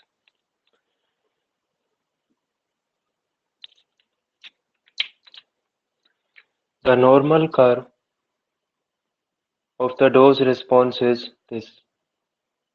It's like this. This is known as hyperbola. If they ask you shape of the DRC, answer will be hyperbola. If they ask you shape of log DRC, your answer will be sigmoid. That is S shape. If we take on the log scale, that is log dose and response, it will be like this, S shape. So from normal hyperbola, we take log. What is the reason behind this? This is a curve. So to measure drug A and B, we need straight line. So to convert this hyperbola into straight line, we take log on x-axis. So this, because of this log, the curve obtained is sigmoid. This sigmoid curve is also not a straight line because it has two bend, 1 and 2. But in between these, there is a straight line. So one MCQ was asked in VS exam that in case of log DRC, the linear portion is lying between 20 to 80%. The initial 20% part and the last 20, these are count. And in between this part, in between 20 and 80, this is the linear portion. So we use this linear portion to compare the drugs.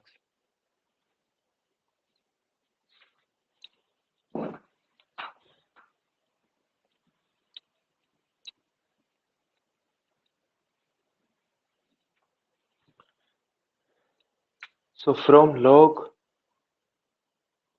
this is your log dose and this is the response, log DRC. This portion from 20 to 80%.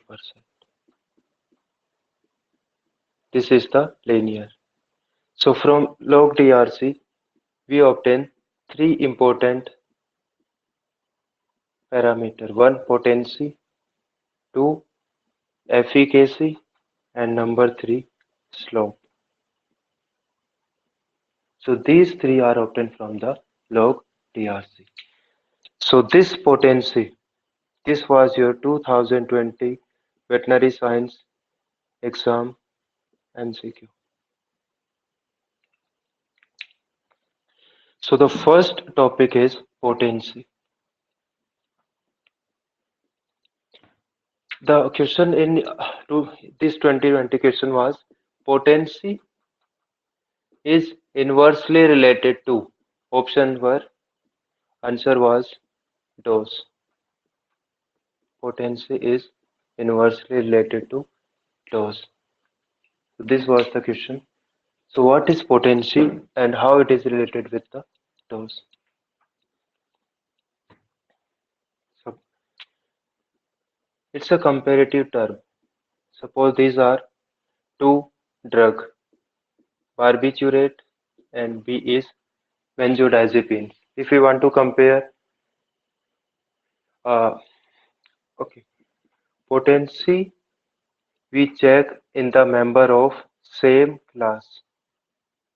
Like this is cetirizine and this is levocetirizine, or this is omeprazole and this is pantoprazole. So in the same class, potency is compared. Like omeprazole, both are proton pump inhibitors, cetirizine or levocetirizine.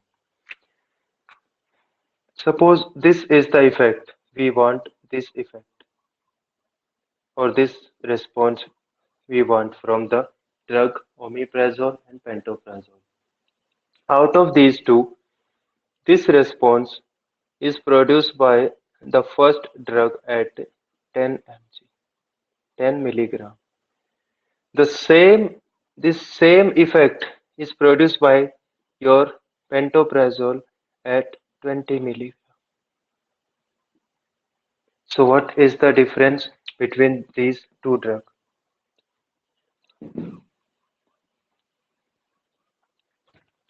This is the effect we are getting from the omeprazole at 10 milligram and same effect from pantop at the 20 milligram. So which is more potent? So drug A, that is omeprazole, more potent than pantoprazole because this is producing the effect as 10 mg and it is at 20. So this is the dose. So we can say that potency is inversely to dose.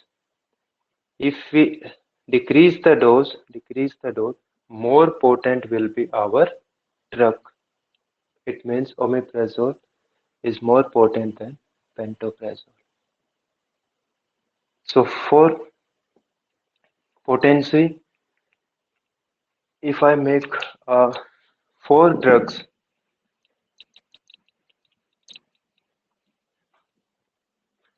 like this diuretic drug, suppose this is furosemide and this is thiazide and this is your mannitol and this is your another drug spironolactone. Spironolactone. So these are four drugs, same class, that is diuretic. So we want to check out of these four class of drug, which is the more potent drug. A, B, C, and D. So for that, if we take this line as a effect, then this effect is produced by the mannitol at lowest dose, then second this, third and fourth. So A is more potent than B, then C, then D. So this is the potency where we compare between the members of the same class. So from DRC, one parameter obtained was potency. Second is efficacy. Second is efficacy. Efficacy is not related with the dose. Suppose this is the graph and two drug,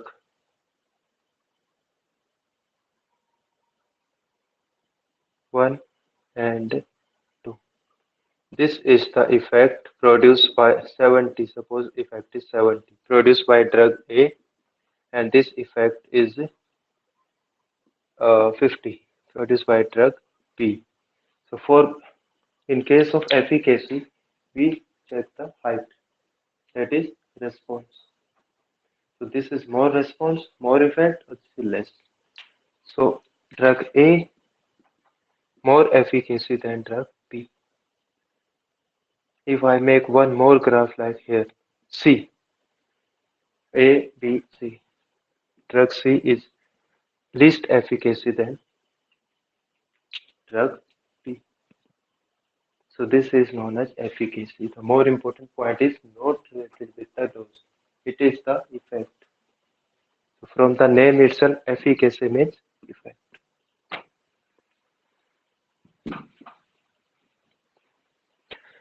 Then the third parameter which obtained from the DRC is slope.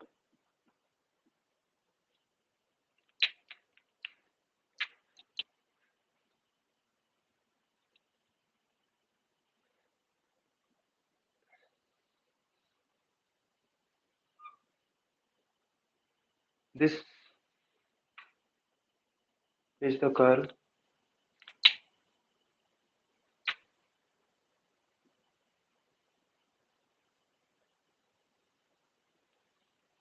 These are two drugs. One is known as barbiturate and one is known as benzodiazepine. These are two slopes. This is flat and this is steep. So, what is the concept of these slopes? Steep and flat. Suppose both drugs cause CNS depression. At the lowest dose, there will be sedation. Then at high dose, hypnosis, which is sleep. Then further high dose, anesthesia. Then at the end, coma or death. Uh, there is one patient A. If he wants to take a drug for treatment of insomnia, means for the sleep, then out of which two drug will give to that patient? Suppose if we give barbiturate, this is the point where suppose this is 10 milligram. So at 10 milligram, the patient will go into sleep. But in case of diazepam, same sleep will come at 20 milligram. But the important thing is the concept of this slope. This is very steep curve. If by chance, by mistake, the insomnia patient take two tablet, two tablets, that is, instead of 10 milligram, he take 20 milligram, then that state will come. That is equivalent to coma. So, with increasing dose or tablet 10 to 20, 1 to 2 tablet, the patient will enter into state of coma or permanent death. This is the problem with steep curve. These steep curve drugs are unsafe. They are not safe. Similar to that, if we give 20 milligram of benzodiazepine, he will go into sleep. If by mistake he takes two tablet, three, four, five, six, even at the five tablet, he will not go into coma, even after taking the high dose. It means this flat curve, this flat slope, those drugs which follow this, they are the safe one. So from the slope, we get two information. If it is steep, then drug will be unsafe. If it is flat, our drug will be safe. Example of flat drug which follow flat curve. This flat slope, they are benzodiazepines. And example of this steep curve, they are barbiturate, they are unsafe. So for the treatment of insomnia, we use diazepam, not barbiturate. Because if you increase the dose little bit, the toxicity will be high. So this is the significance of slope. So three parameters derived from the DRC: potency, efficacy, and slope. Next is types of DRC. There are two types of DRC. One is graded, one is quantal.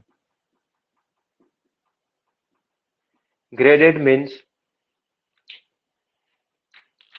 if we increase the dose, parallel to that, response will increase. Grading means if we increase the dose, suppose dose 10, At 10, heart rate increase by 5. If we increase the dose 20, heart rate increase to 10. So as we increase the dose, it will keep on increasing. This is the gradation. In case of quantum, it follows all or none. There are some clinical situations or conditions where we cannot grade the response. For example, death. Death is that condition we cannot uh, grade this. So either there will be death or no death, all or none. This is known as quantum DRC, and we do this study in a population mostly, and graded DRC in case of individual.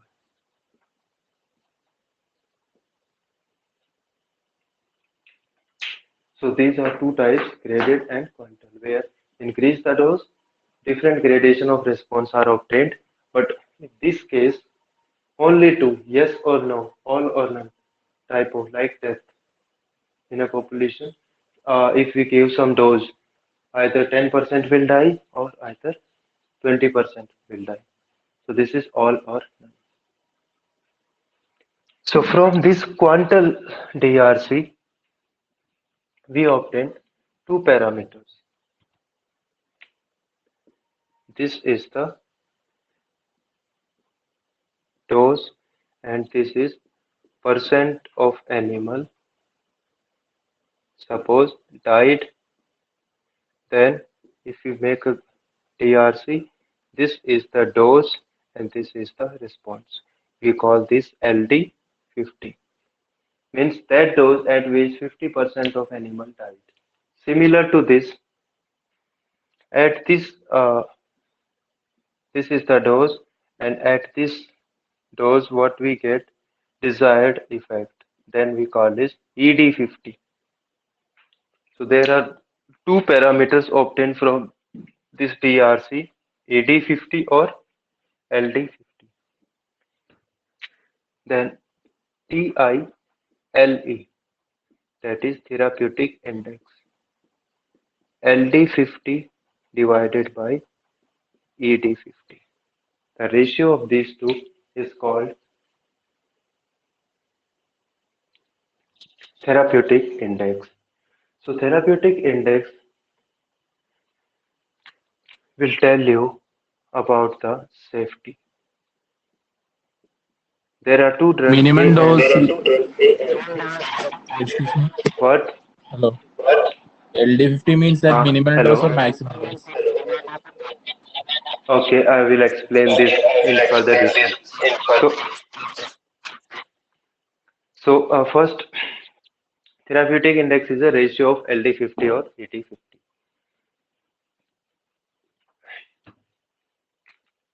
We have two terms, LD50 and ED50. So,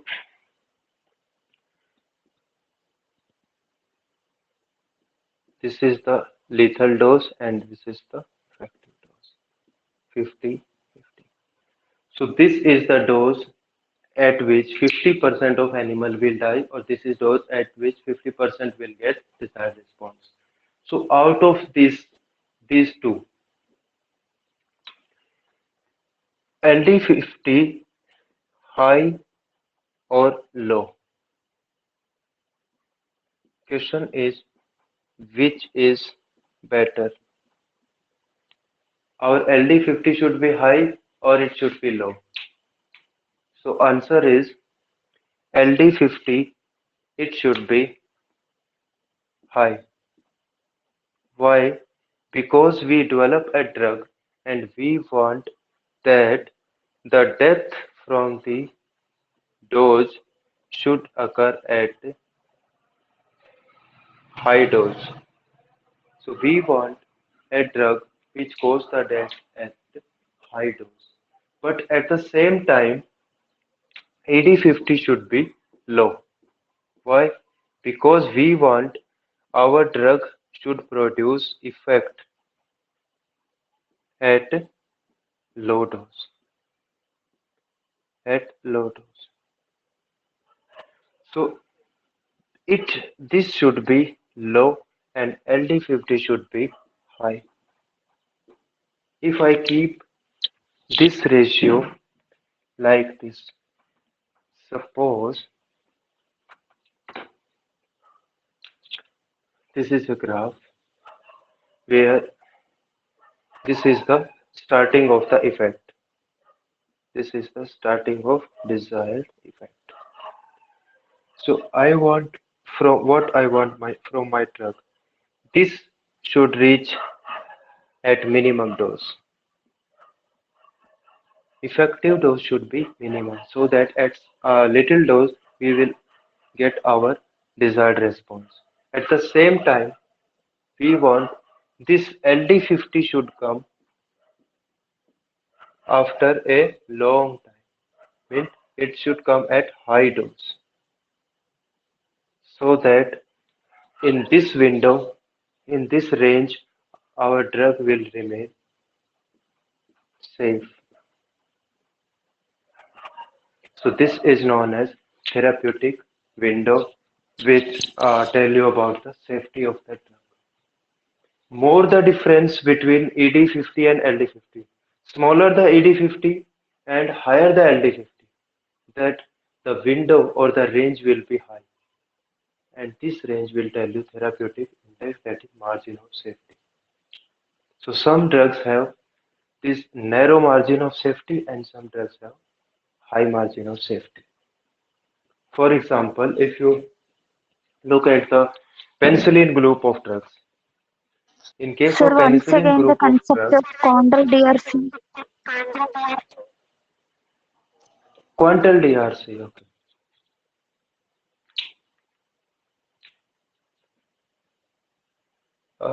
This is the population.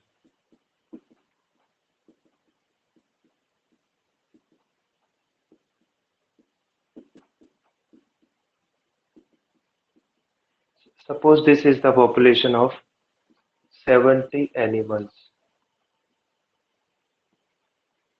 and you want to check your drug X. After giving this drug X to this population, out of this 70, how many animals died? Suppose out of this 35 animals died because of that drug. 35 means that is 50% animal died. So this 50% response, this is known as quantal response. Because what condition which we are talking about? We are talking about the death. If I tell you about the heart rate can be increased. Suppose this is the heart rate of 72 normal. If I give a drug A, it may increase to the 80 or it may increase to 90, maybe 100, maybe 120, 220.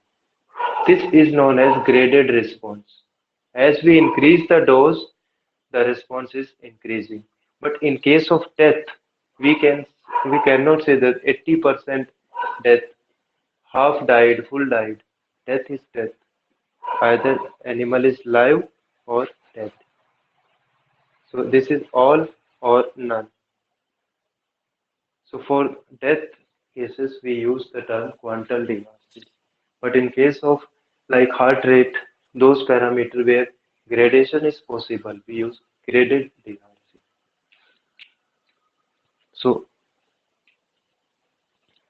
so for those conditions where we cannot use graded DRC, we have developed this concept that death is not quantified.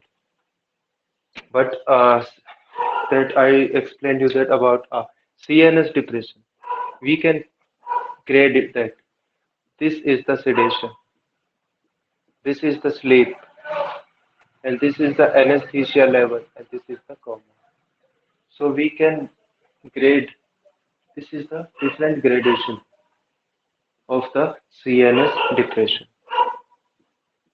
CNS depression is graded like this, but we cannot grade the condition of death. Either animal is live or dead, all or none. So in those cases, we draw a curve known as quantal DRC. Then quantal DRC will explain you that okay, uh, this is quantal DRC at suppose this dose, 35% of the population of animal died. At this dose, 50% died. If I further increase, 70% animal died at this dose. This is quantum. That is population-based study, not individual. Mostly we apply quantum in our same population. Uh, Slope, efficacy, potency, okay. Then therapeutic index. So for safety, ED50 should be as possible as low, and LD50 it should be as high as possible. So this is the ratio of LD50 divided by ED50. Therapeutic window is the difference between LD50 and ED50. Yes, therapeutic window is the difference between minimum effective concentration where your response is generated and between the highest above this line toxicity will start. Above this line toxicity will start. So we want that our drug should work within this window because below this there is no effect. Below this line, there is no effect. And above this line there may be toxicity or death. So we want our drug remain in this window. That is therapeutic window. Then there are other some margin of safety parameters are there.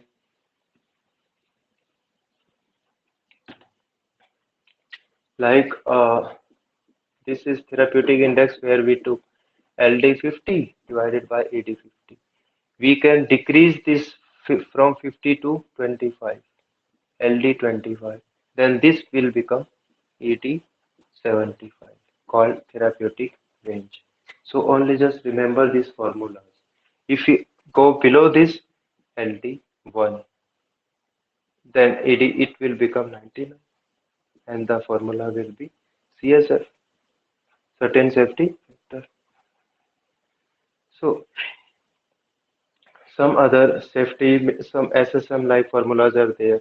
If you go below this from LD1 to toxic dose 99 and ED50 something formulas.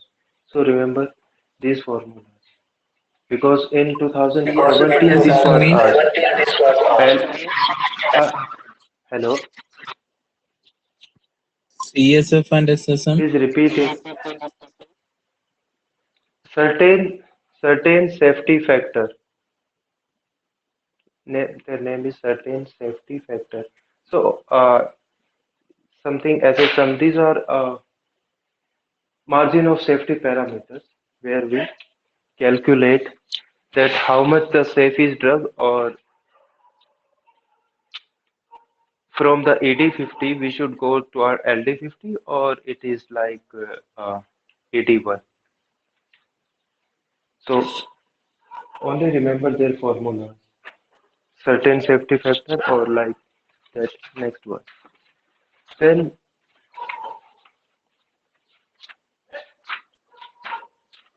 will next topic. Okay, it's over then. Drug development.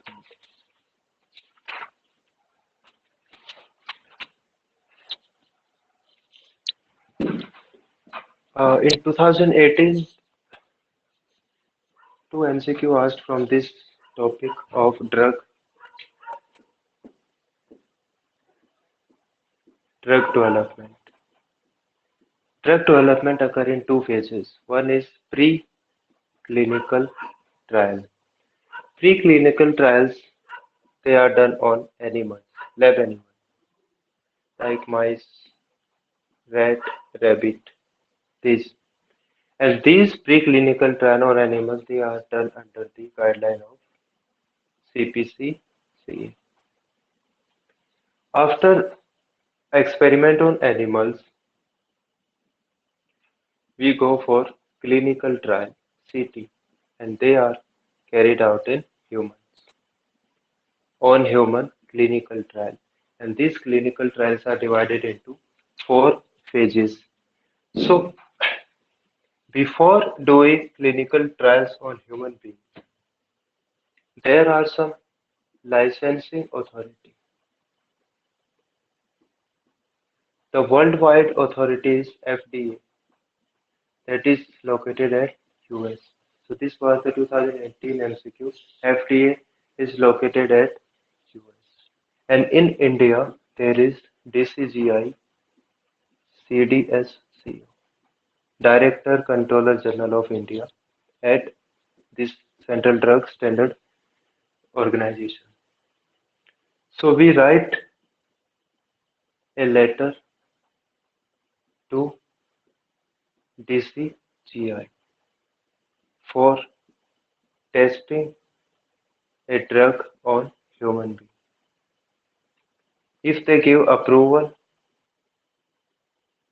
then we go for testing. We test the drug on human being. And that testing is done under four phases of the clinical trial. First is phase one. Phase one.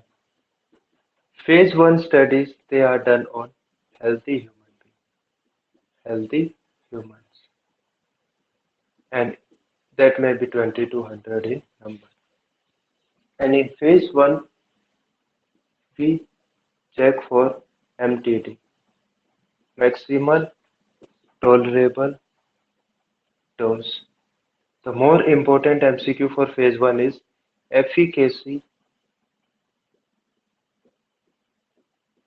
is not determined, is not checked in case of phase one. The reason is, suppose you are testing a drug of tuberculosis, but we are taking healthy humans. So the drug using for tuber on healthy humans will not produce any effect because human is healthy. He is not a patient. So we cannot check efficacy of a drug, how much effect is produced. We only check this anti-tubercular drug in patient. That is phase 2. One more thing, that is safety.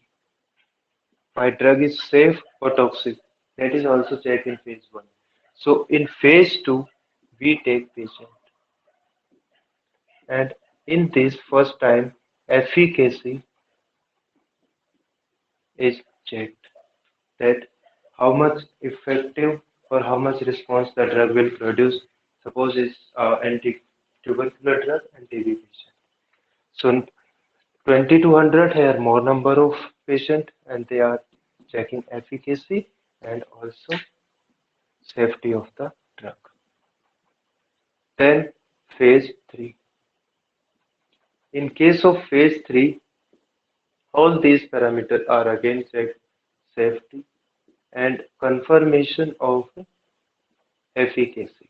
Here we confirm the efficacy. Okay, this drug is effective in producing anti-tubercular effect.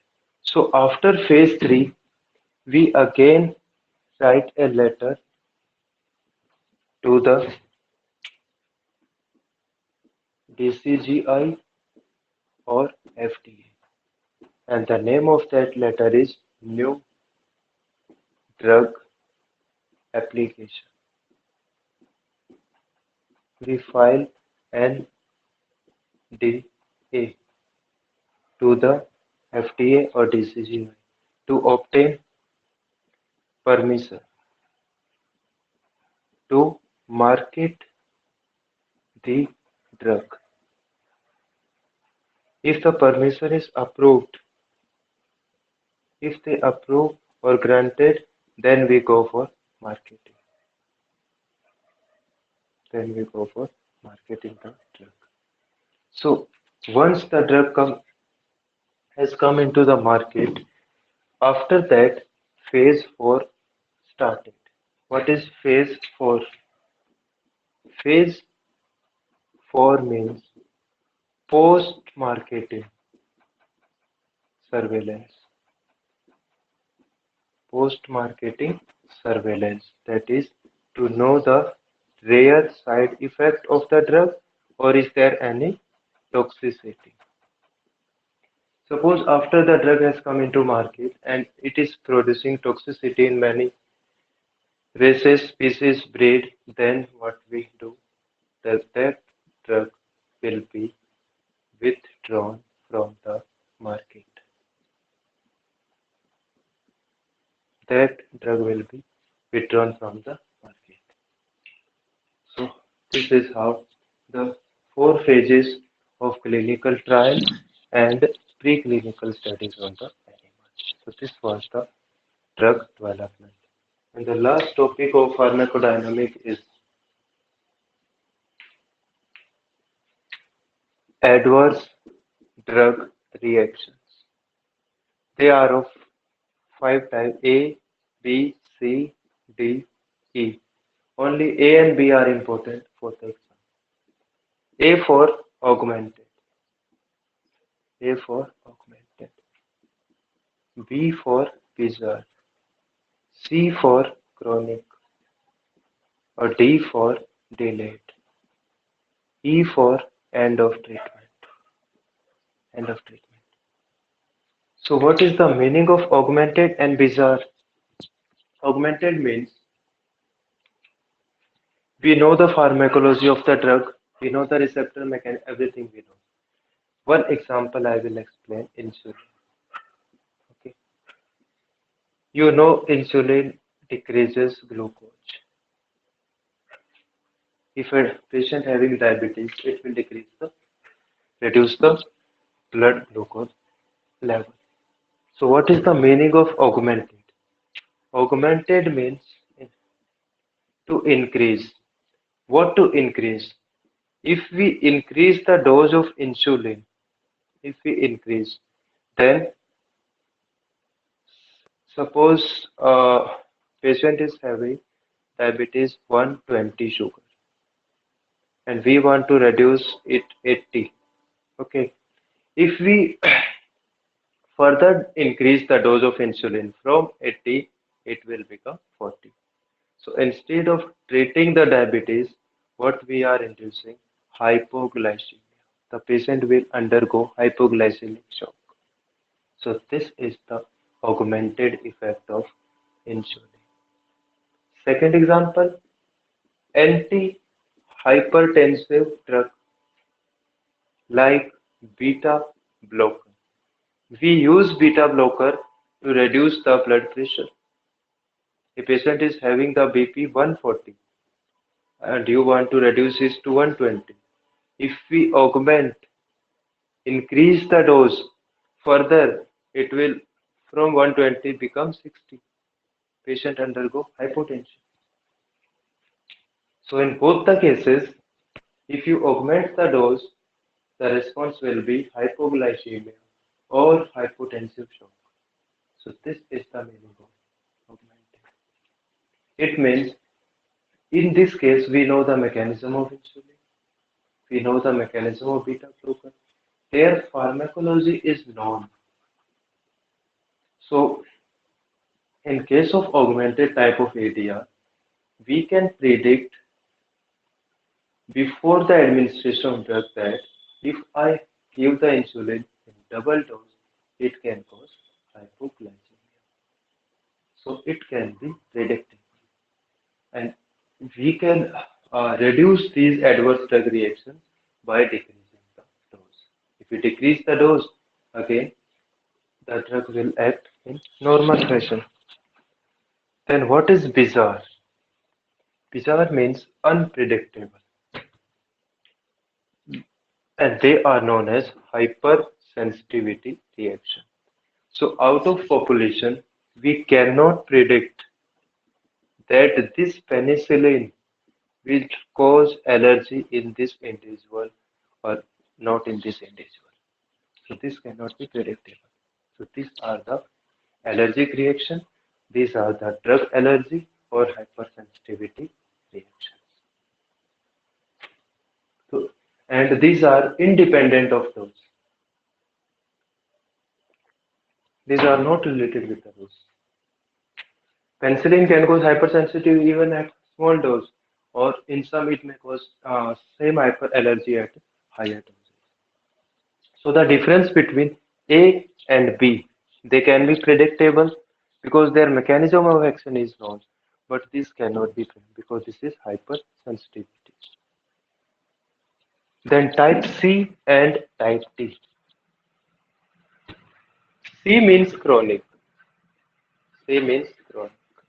If you use a drug for long period of time, then what will happen? Drug dependence. Drug dependence. That may be mental, psychological dependent, or that may be physical dependent. Psychological dependent in case of human being like these narcotic drugs, morphine, heroin, like this. So that is chronic. So in case of type D, this is more important than C. That is delayed. Delayed means suppose this animal is pregnant and one drug is given.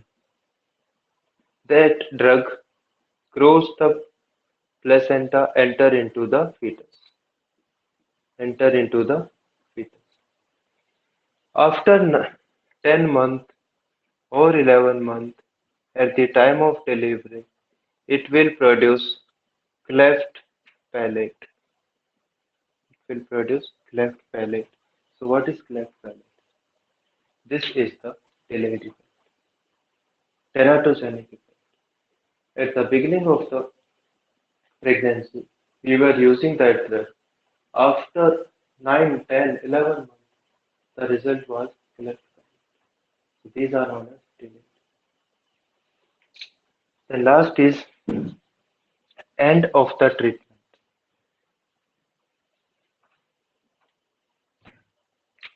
Last is end of the treatment. Some adverse drug also occur if we stop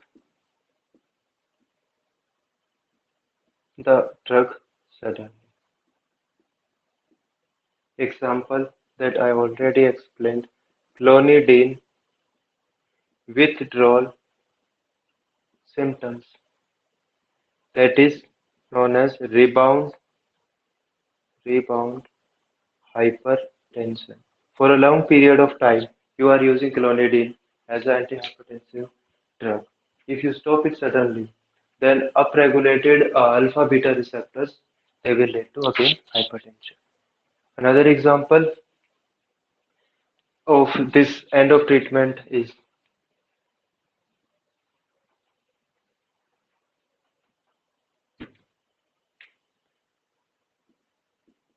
withdrawal symptoms of opioid drug. If you are using some narcotic drugs and stop it suddenly, then withdrawal symptoms like excitement of brain, diarrhea, all these comes like in case of human being nicotine. If you are using and withdraw it suddenly, then withdrawal symptoms come. So end of treatment, when the treatment if you stop, so clonidine or rebound hypertension appear. So this finishes our pharmacodynamic and drug development ADR. If you have any doubt, you can ask. Hello? You explain the concept of competitive antagonism on DRC. Okay. Competitive, yeah.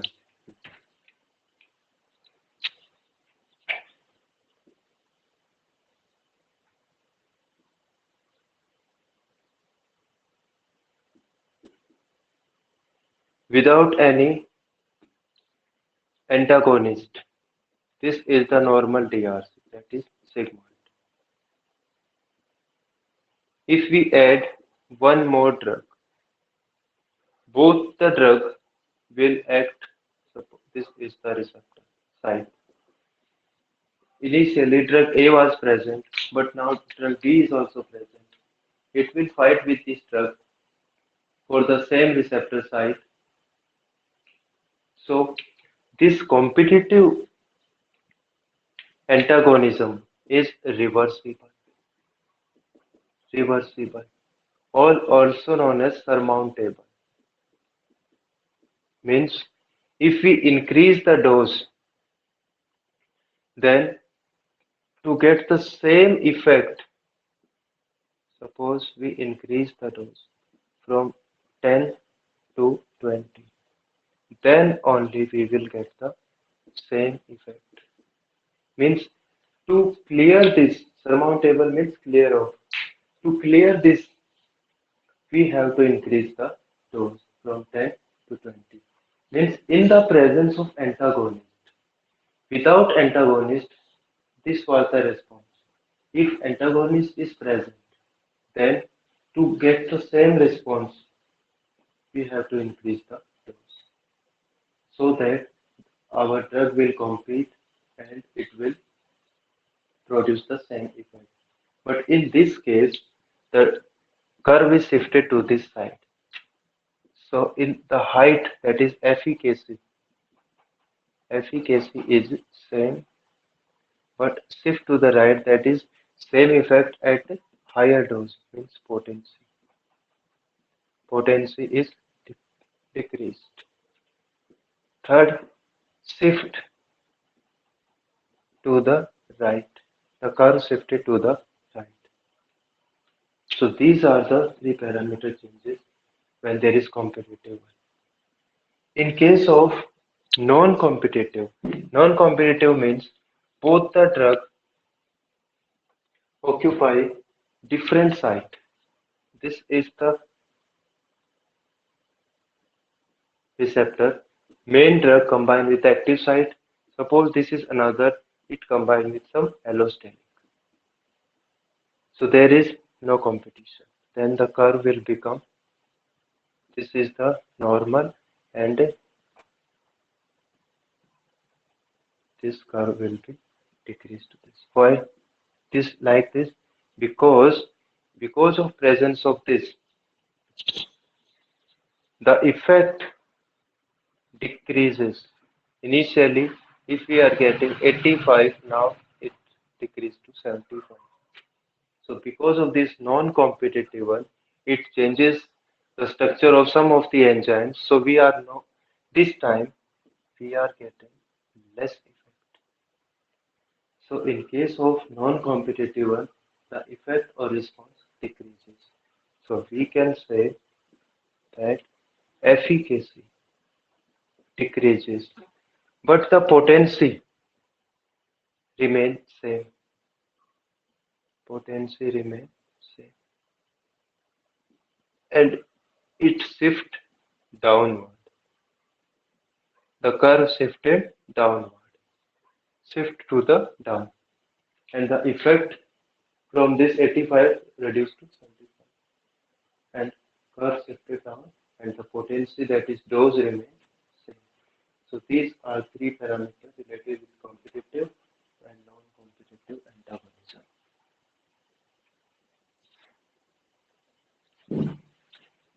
Are there any other question?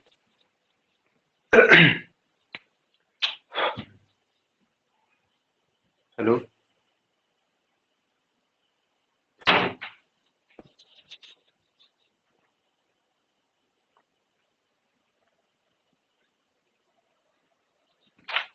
Hello?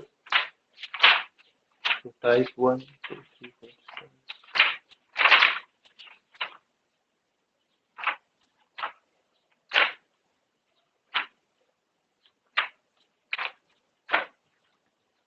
Hello? Hello.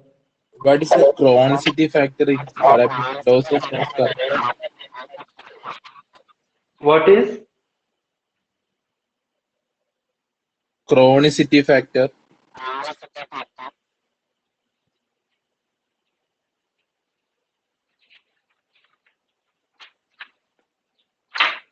which factor? Chronicity.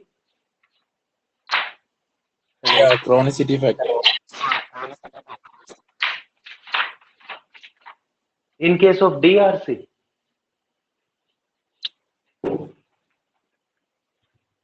see from normally, if you read any DRC, potency and efficacy and slope, these three variables or these three parameters, these are explained by this dose response curve. I think this much is important for exam because all these factors, and if you want more, then other like LD50 and AD50 from quantum dose response curve. This much is sufficient. From DRC, they are asking again and again these 4 to 5 concepts.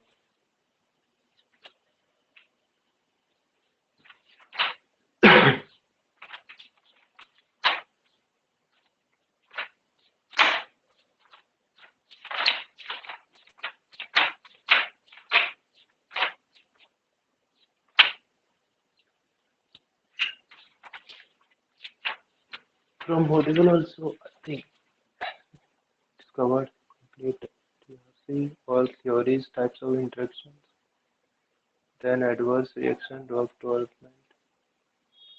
Yes,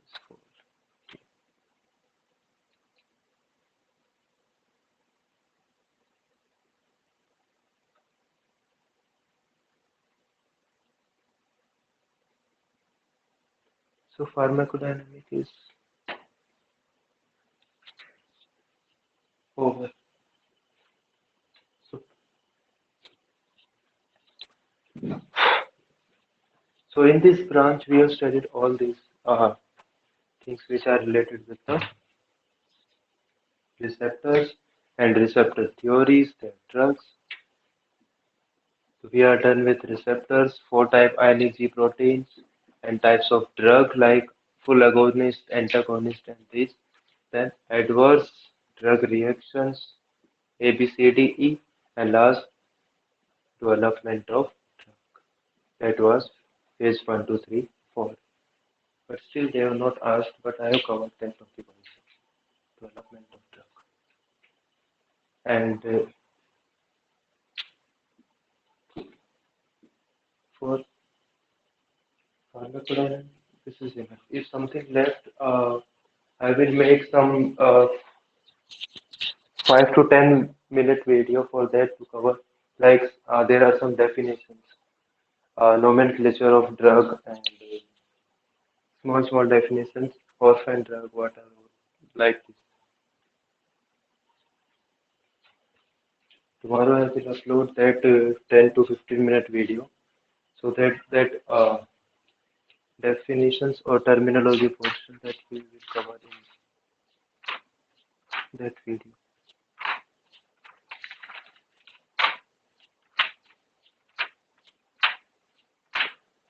Uh,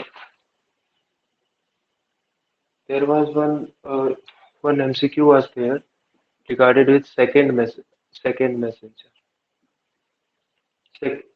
Example of second messenger are like cyclic AMP, calcium, and your IP3 like this. So second messenger, IP3, calcium, cyclic AMP. These are water soluble.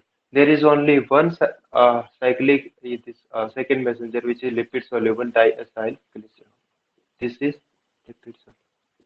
In one competitive exam they asked about this. Thus, which of the following is lipid soluble? DAG. Sometimes they will give you options like A, B, C, D.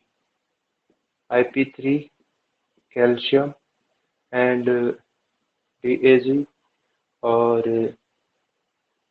cyclic AMP.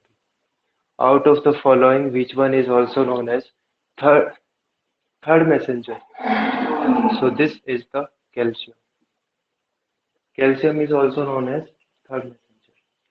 If all the second messengers are given in the option and they ask which is third, then the answer will be calcium. It is also known as third messenger. Otherwise,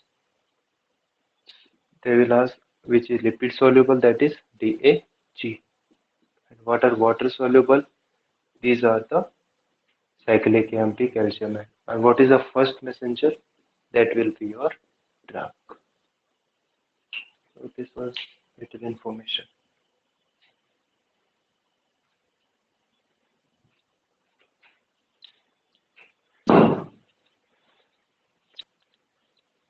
So any other doubt?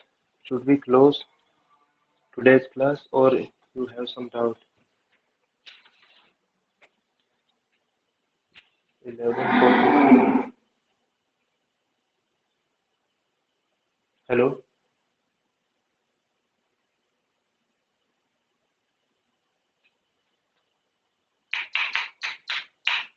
Hello?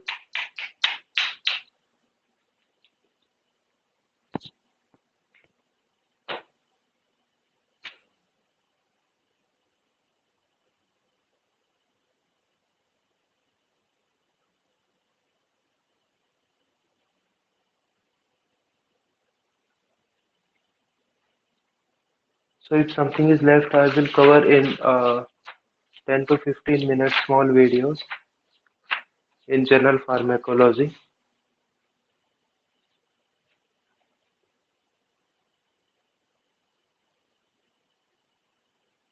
So this is the end of today's class.